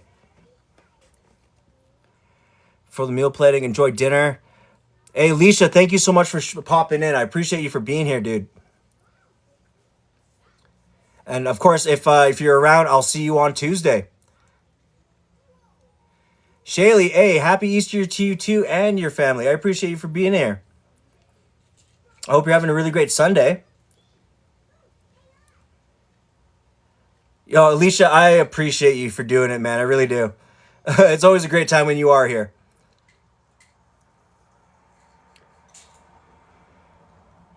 When will this be on YouTube? Actually, I've figured out what's been going on with the videos, so they'll be up literally within 2 days of streams. Because again, it's like a 1.5 hour download. No, sorry, 1.5 hour video download. So it always takes a little bit, and I always try to make sure that the sound's really good on it before sending it out.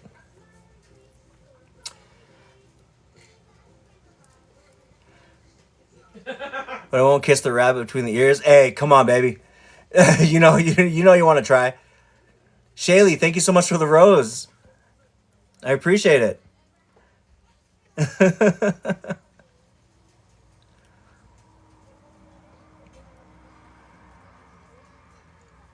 Hey, thanks so much for the heart me as well. I appreciate you.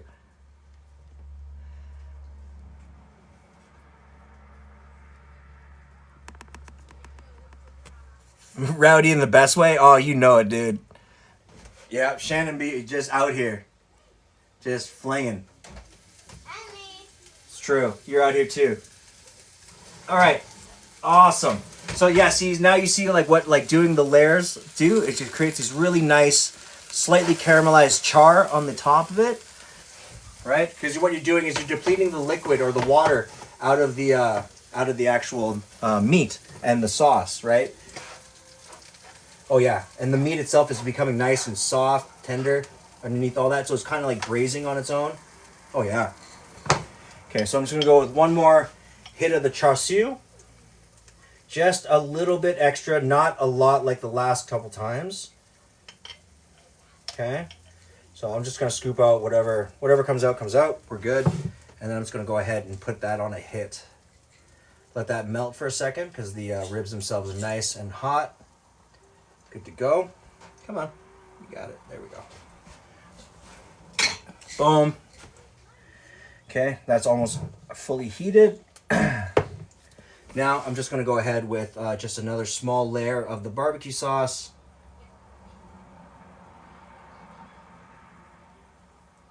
Boom. Yeah. Okay, and again, not like the heaviest layer ever, right? Just want to just put enough that the top layer now can just crust and get nice and lightly charred. So this will be the longest part of the broiling because right now I'm just trying to get that nice dark sear to go on the ribs. Okay. Because now at this point, we've had a good amount of that barbecue crust onto the rib meat itself. So now we're just trying to enhance the layer of barbecue sauce on the rib itself. Okay, so this can go back in. Boom. All right. And that'll go in for the longest time. So now, this one's coming up to heat pretty good. Just gonna wait a second, then I'm gonna go ahead and start sauteing my mushrooms. And we're pretty much at the home stretch here.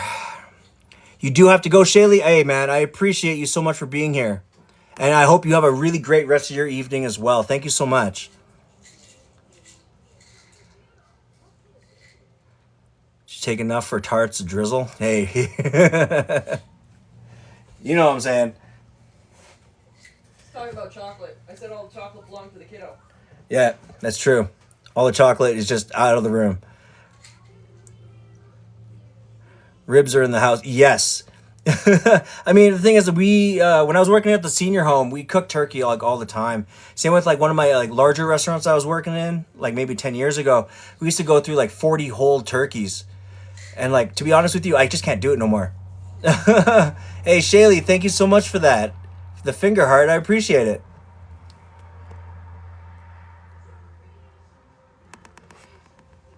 Yeah, dude. Shaylee, you have a good rest of your night, dude. I hope it's a really awesome time with your family, friends, anyone who you're hanging out with. We do have ganache, do we not? I don't know how old the ganache is, though. Have you been using it? No, I haven't recently. Yeah, because I don't know if it's still good. I might forego the ganache today. Scandalous. Scandalous. But we shall see. So I'm getting a good amount of heat.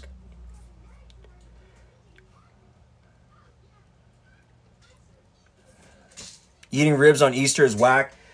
Yeah, nah. I've already done like 35 years of eating turkey or ham. Just not for me. Usually for occasions, we'll do a nice beef roast or we'll do ribs. You know what I mean? Change it up a little bit. The bunny. What's good, dude? Ayana, thank you so much for the follow. I appreciate you. Yeah, you know what it is. You got to try something a little bit different every year.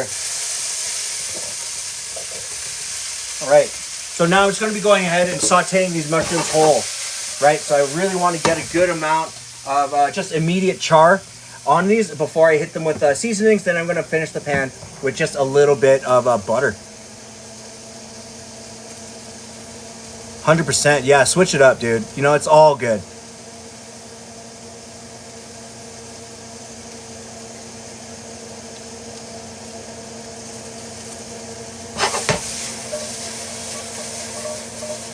I mean, I'll be real, man. Sometimes, some years, I just want Chinese food. You know what I mean? Like, just, you know, some years I just, you know, a roast and like a family style dinner, all that good stuff is great. But like, see, that's what I'm talking about. Jade, he on Christmas made an Italian feast. That is what I'm talking about, dude. Yeah, and Rambo, thank you so much for the follow, dude. I appreciate you. All right, so at this point, what you're going to be doing is you're just basically trying to cook out and encourage the cooking of the water that's inside the mushrooms themselves, right? And then all I'm going to be doing is just cooking it out, and then you're going to notice like the initial water, or not initial water, the initial oil in the pan has been slowly absorbed, and it will then start secreting once again once some of that water is starting to encourage or is being encouraged to cook out.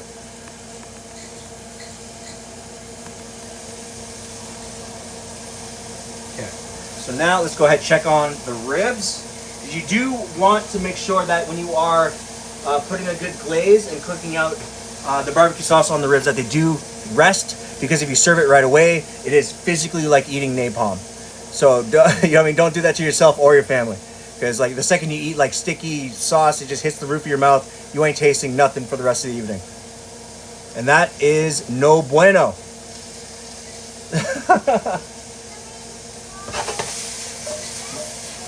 Yeah, no good. That's what I'm talking about.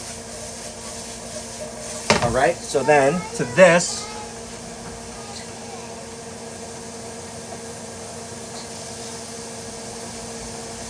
So now, to the mushrooms, I'm just going to go ahead, crush a couple of garlic, right? Roughly chop them, right? Because what I'm trying to do here is I'm trying to encourage the oils out of these to just kind of get seeped out, roast, and go into the mushrooms themselves before I add in the Montreal steak seasoning. Okay, so now the pan's becoming nice and dry.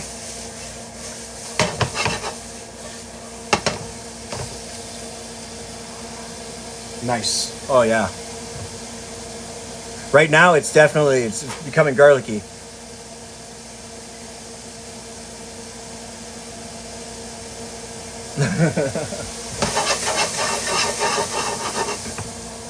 Okay, so I'm gonna go ahead and oh yeah, bud, nice. And there, that's the sear and the glaze you want on your ribs. Okay, so it's taken on a good amount of the top color. So now as that rests, it'll just then become nice and slightly caramelized and just really stick to the ribs once it's done resting, okay?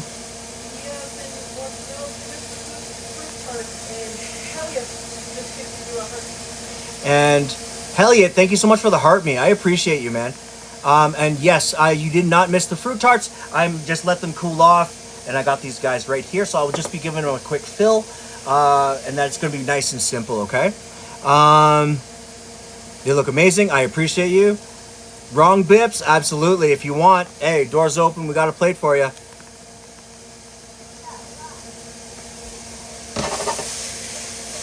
Nice. So now, see, what you're going to notice here is you're going to get this really good sear on the outside of the mushroom, right? And that's really what you're looking for, right? Right? Nice dry spots. And if you notice the outside is nice and glistening, that means the water is slowly starting to come out of the mushrooms. For heat isn't going to ground the rest. Oh, that's a good idea. Wrong Bips. Thank you so much for the follow, dude. I appreciate you.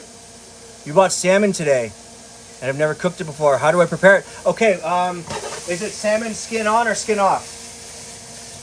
Because there's a few ways you can prepare it. And what is it going to be prepared for? Lunch, dinner? Hidaya, what's good, man? Hope you're having a really great Sunday. Skin on. A really great thing you can do is if you have a nice non-stick pan, cut fillets, however size that you want. And I would put on the bottom of the non-stick pan just a little bit of oil, or you can give it a quick spray.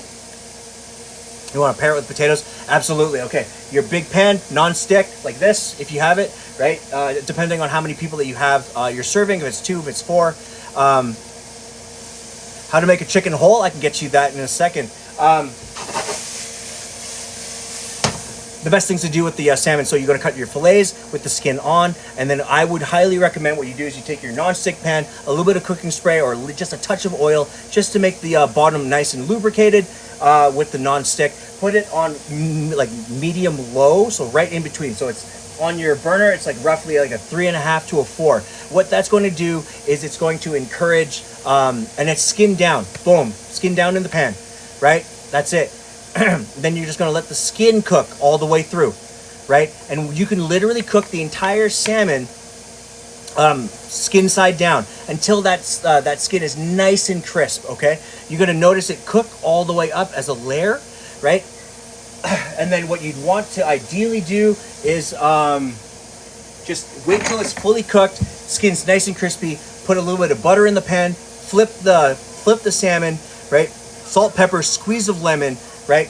The bottom part's going to cook, like the fleshy part, like the flesh part is going to cook fully on the butter with a little bit of that lemon, right? Boom, serve it on top of your potatoes.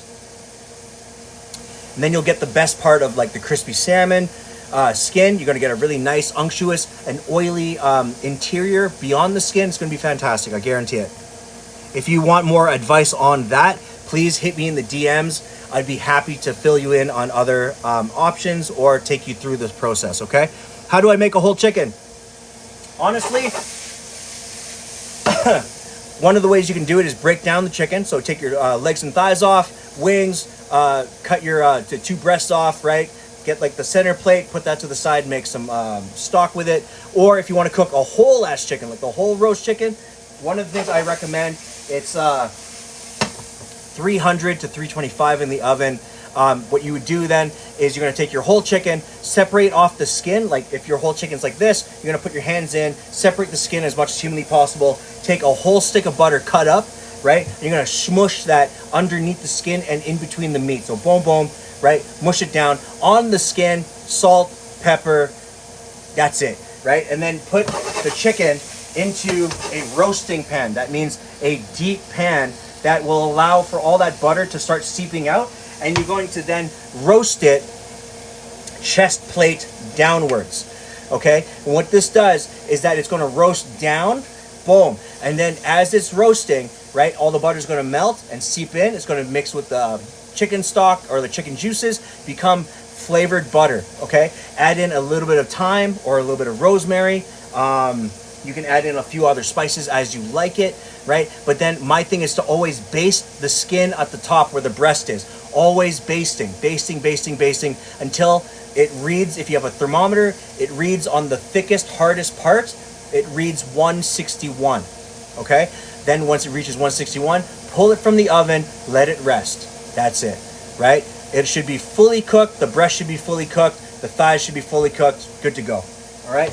But remember, rule of thumb is always that the darker meat takes longer to cook than the white meat, okay?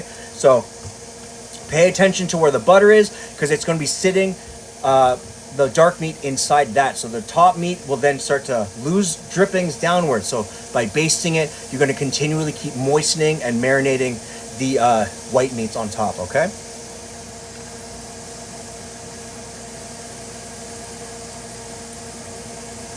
I can't cook for diddly squat. I'd like to see you cook, bro. Where's your live at?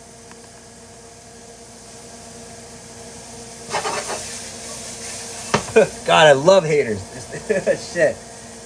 All right, so in the pan, I'm going to go ahead with a little bit of mushrooms.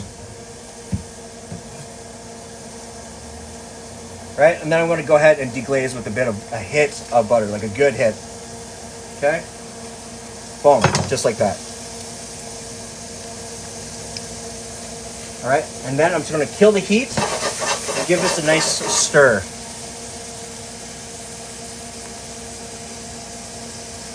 Yeah, and again, Hidayah, if you need any advice or if you need, again, help or somebody to help you walk through that, by all means, please hit me in the DMs. I can go over to you. I'll go over it with you again. I'd be happy to do so, okay?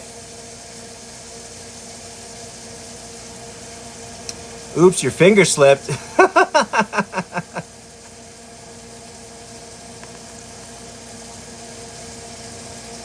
Summer savory on chicken. Hells yeah, dude.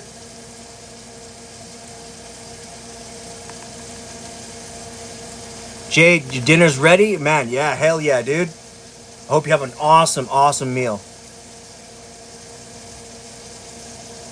Hiran, thank you so much for the follow, man. I appreciate you.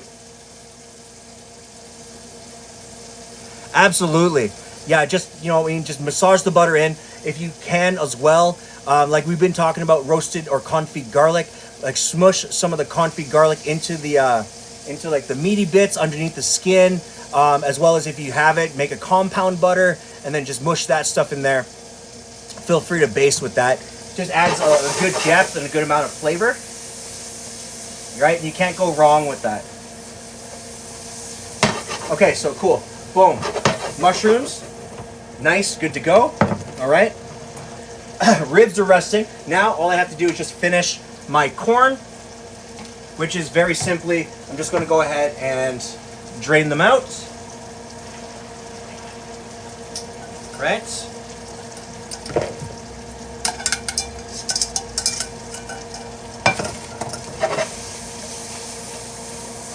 Okay. So into the pan, I'm just going to go ahead and season the shit out of it. So. OMG Rain, how are ya? How's your day? I hope you're having a really great Sunday. What is the best dish to make for Ramadan?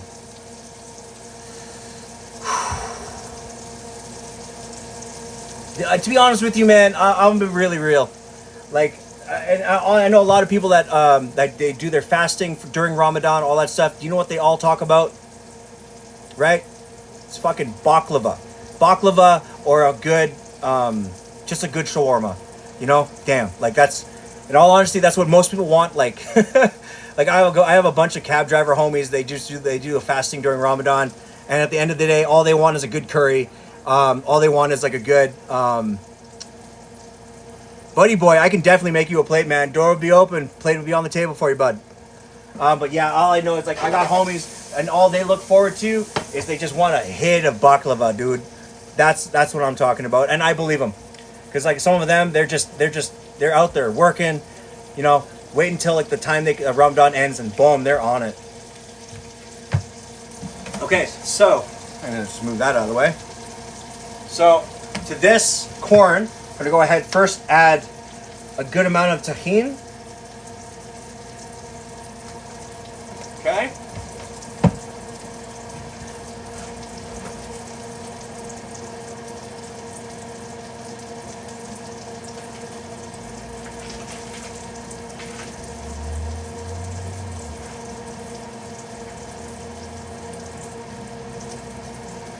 Some of this. So I don't have a lot of cheese, so instead I'm going to substitute. Okay, so it's tahini, just a small hit of mayonnaise. All right, I got taco sauce, so I'm going to add some of this guy into there. Get me some of that taco flavor. Yeah, you're in Ontario? Oh, bro. I mean, one day we'll be out in Ontario camping or something, or visiting some friends. You know, we might do a meetup fest because they get really hangry. Some of them do. Some just get tired. And I feel bad because I'm like, fuck, you know, I can't eat in front of you. You know what I'm saying? I feel so bad when I do.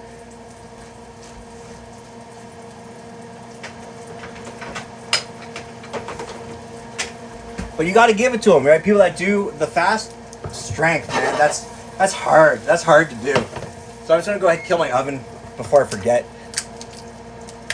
What's her name? Oh, that's our daughter, Rosemary. Named after the herb. That's right.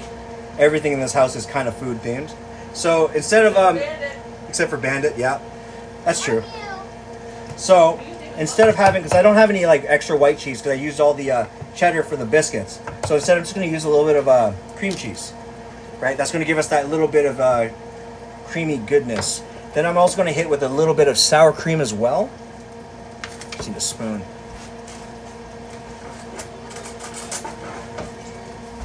Okay.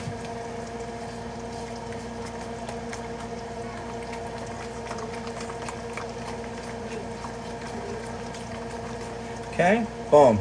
Just a nice hit of that sour cream into the pan. And then I just gotta chop up a little bit of green onions, and that will finish that dish. All right.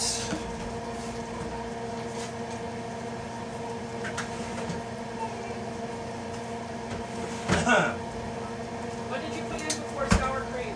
Okay, so the total ingredients for the corn is tahini, like a sprinkling of tahini, a little bit of taco sauce, mayonnaise, then sour cream, and then I'm just going to be finishing with just a touch of green onions to add just like a bit of freshness. You can also use, I would highly recommend use cilantro, anything like that.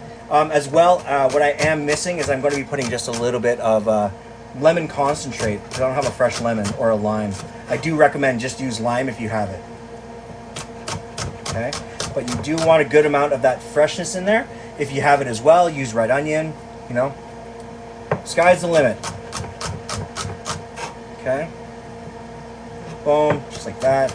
Get the rest out of that whites there.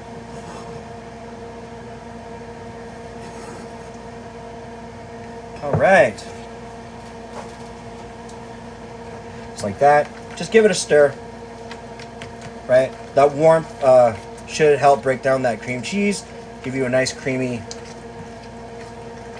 nice corn. You're going to get a bit of that color from the tahini. Right? Again, tahini's a nice lemony or lime forward type chili. So it's not going to be ultra spicy, which is really nice. Right? Yep. I'm just going to hit that.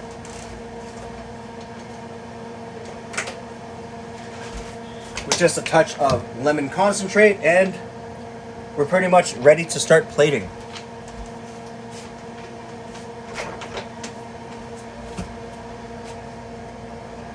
All right, beautiful. Oh my God. All right,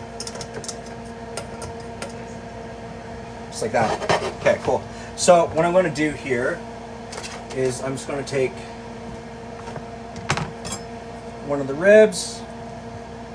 Oh yeah. Yeah, and she falls apart nice. Oh yeah.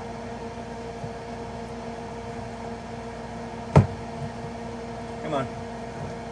So one of them, oh, this one has like a third bone. Crazy.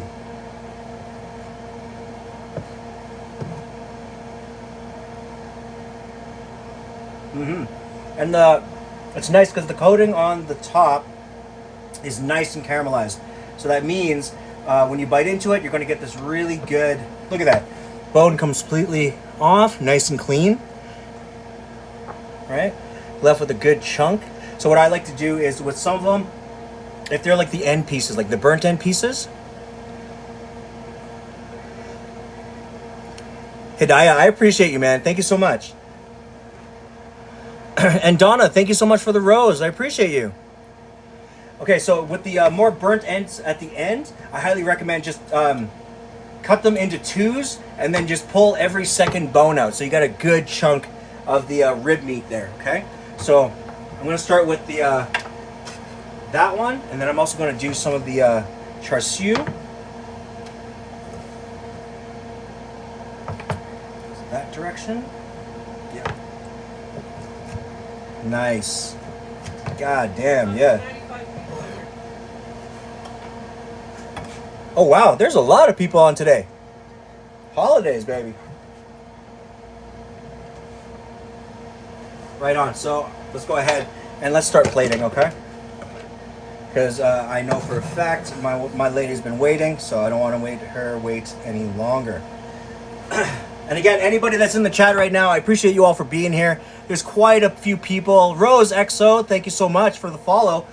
I know there's quite a few people on here. If you guys get a chance, please just spam the like button for me. Again, it helps me find like-minded people like yourselves, people that want to watch food related content, talk about recipes, talk about food culture, all that good stuff.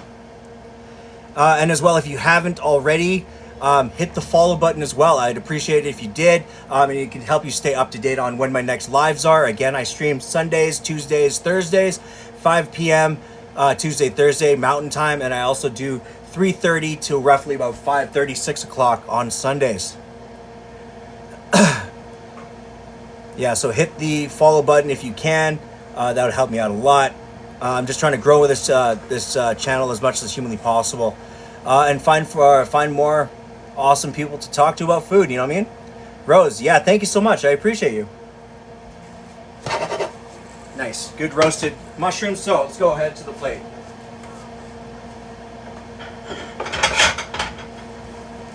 Okay, so anyone that knows the channel, you know what it is with the plate. So on the plate first, I'm gonna go ahead with just a hit of the biscuit that I made earlier. And just give this knife a quick rinse.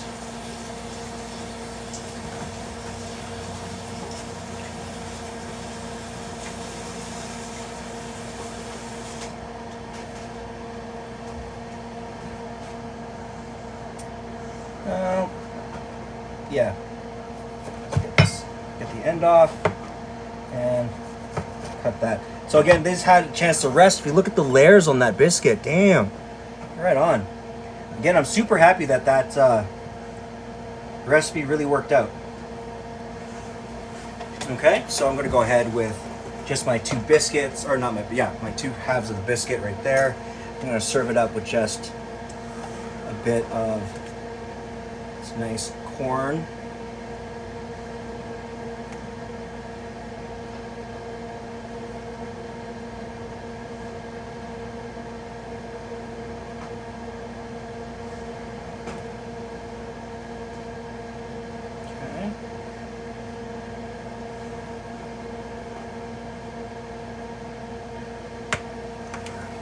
like that. Okay, and I'm gonna go ahead and hit with just a few of these nice roasted mushrooms underneath.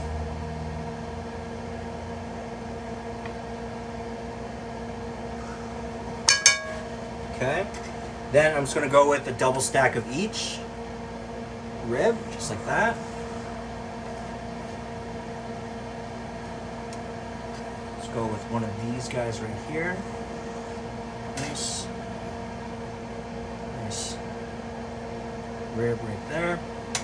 Gorgeous. Okay, and that is the Easter feast. Okay, so char siu roasted pork ribs. We got the sweet and sticky pork ribs with the bullseye barbecue sauce. Boom. We have cheddar, like cheddar-based style biscuits, nice and soft.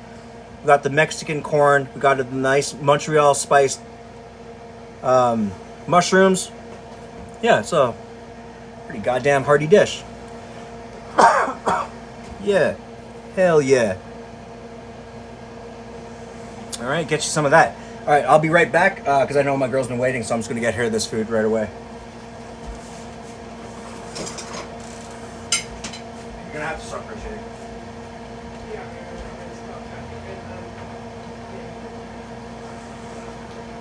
Yep. Gotta move on to the fruit tarts. Okay, so now that she's eating that, we're gonna get on to the final dish here, which is the fruit tarts. Okay, so what I was thinking is maybe I'll just do this. Where? Share the recipe for Mexican corn. Oh, absolutely.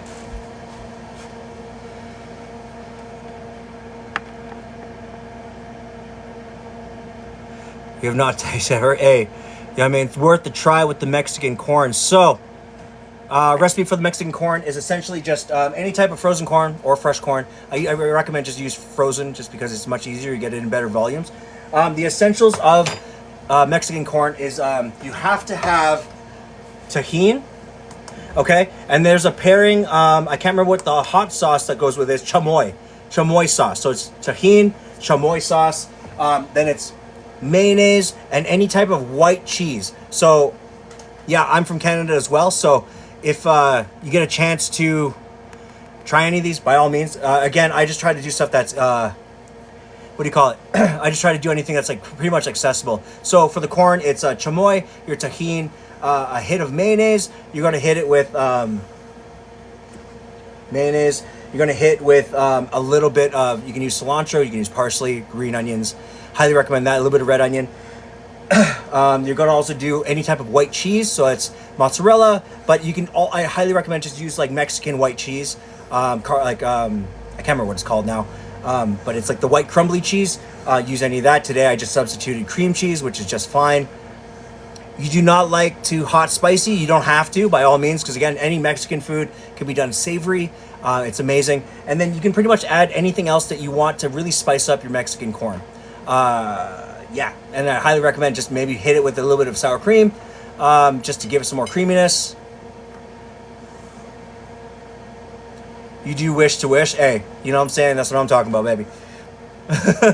And that's pretty much the gist of it, right? Just when it comes to Mexican corn, those are your essential components, but really what it comes down to is add stuff in to add freshness and to add body and life to what you're making, okay? So to finish off today's live stream, we're gonna do the desserts. So for this, what I'm thinking is there's gonna be a fruit tart, but I'm gonna serve it with a side of ice cream, okay? So because it is a fruit tart, we have a little bit of the strawberry shortcake.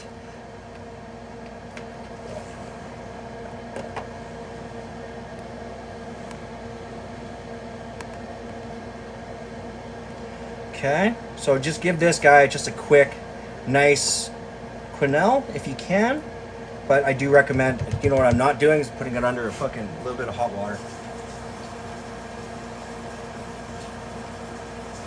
Okay, so just go ahead and give that a good quick scoop, nice and clean. Okay, you don't need a lot, but you do want to add like a creaminess element to your plate. All right. Okay, so to the plate, you're just going to go ahead, give it a quick smush down. Okay.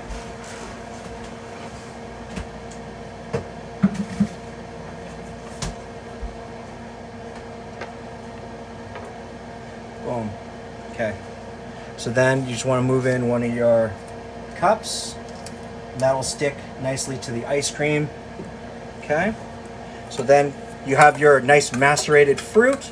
Again, I use the peaches, strawberries, and pineapple mix that I had on deck. So I'm just going to just use a little bit of those chunks. I kept them whole. I didn't chop any of them down just because I wanted to maintain a lot of that just small pieces and texture, as well as then you can also garnish with a nice big peach. Thank you. Okay, just like that. And again, since you macerated them, you end up with a really great fruit syrup as a byproduct. So you go ahead, drizzle that on. Okay. Just like that. And you can also finish this, I highly recommend, if you have, where is it? Ah, yes. No, that's not the one I'm looking for. Ugh. Where? There you are.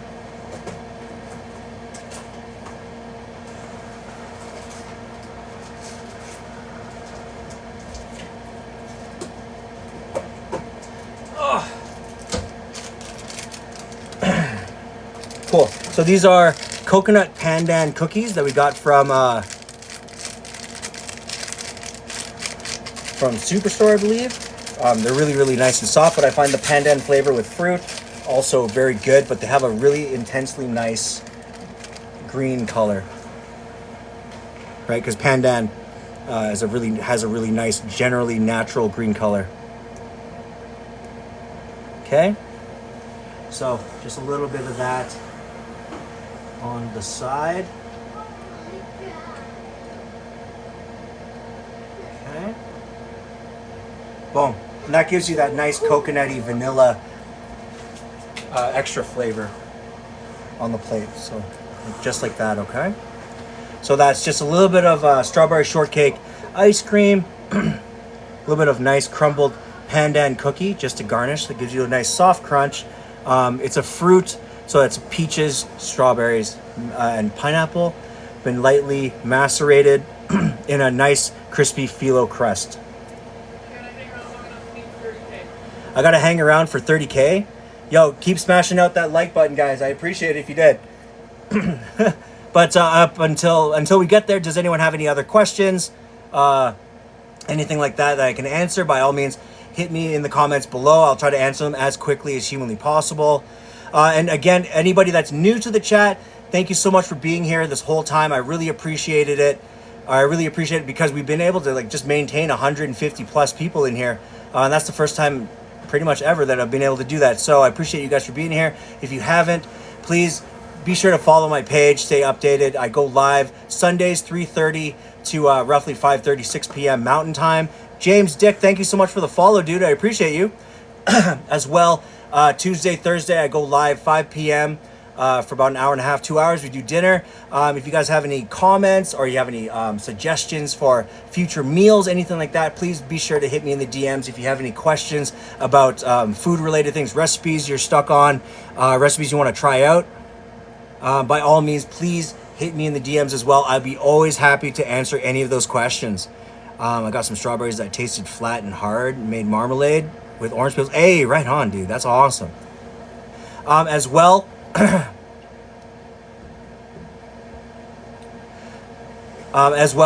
anybody that is new here, one other thing that I do and try to make sure I do is that I do, what you call it, video and photos of all my items that I do for almost every live. So if you want an up close look at the plates that I did on this evening's live, I will be posting them by tomorrow. Just a video of up close of like what I've done, how I plated it, all that stuff. If you have any questions on any of my recipes, be sure to hit me in the DMs. I'm more than happy to hit you guys up with anything that I've done. Whew, that was a big ass fucking spiel. Hey, and Daniel, thank you so much, man. Yeah, we're gonna definitely be hitting this one pretty nice, pretty hard, because I think having ribs with a bit of biscuits is just for me. You know what I'm saying? It's just up my alley. Yeah, yeah. Groceries are too expensive to not fix into edible food. Absolutely, man. And the best part is, like, you know what I mean? If you can repurpose a lot of the food, like if you got a roast chicken, break it down, take the meat off, use the bones again, you know what I'm saying? It's all about sustainability, right? That's the world we're in now, and it's up to us to make sure that everything maintains and remains stable and accessible, all that stuff. 29.4, yeah, man, we're almost there, guys. No, 29.6 now. Damn, 29.7. Damn, we're almost there. Shit, you guys are just swamping that thing. Right on, dudes. I appreciate it. But I guess before we hit the 30K, man, I appreciate you guys again for all of you guys being here. You guys have a good rest of your weekend. If you're off tomorrow, have an awesome day off. I know I'm off. I'm gonna be with my little girl. We're gonna go to the park. Have a great day. And yeah, you guys have a good, fun rest of your day. Hey, thanks so much for the hat. Yeah, man. Hey, Kelly, thank you so much. I appreciate you, man. And I appreciate you guys all coming back. It's always great to see you guys. It's been a great day when you guys are here. So have a good rest of your evening. Have a great dinner. Have a great hangout with your family. All that good stuff. Have a safe night. And I will see you guys on the next live. See you on Tuesday, all right? Take care.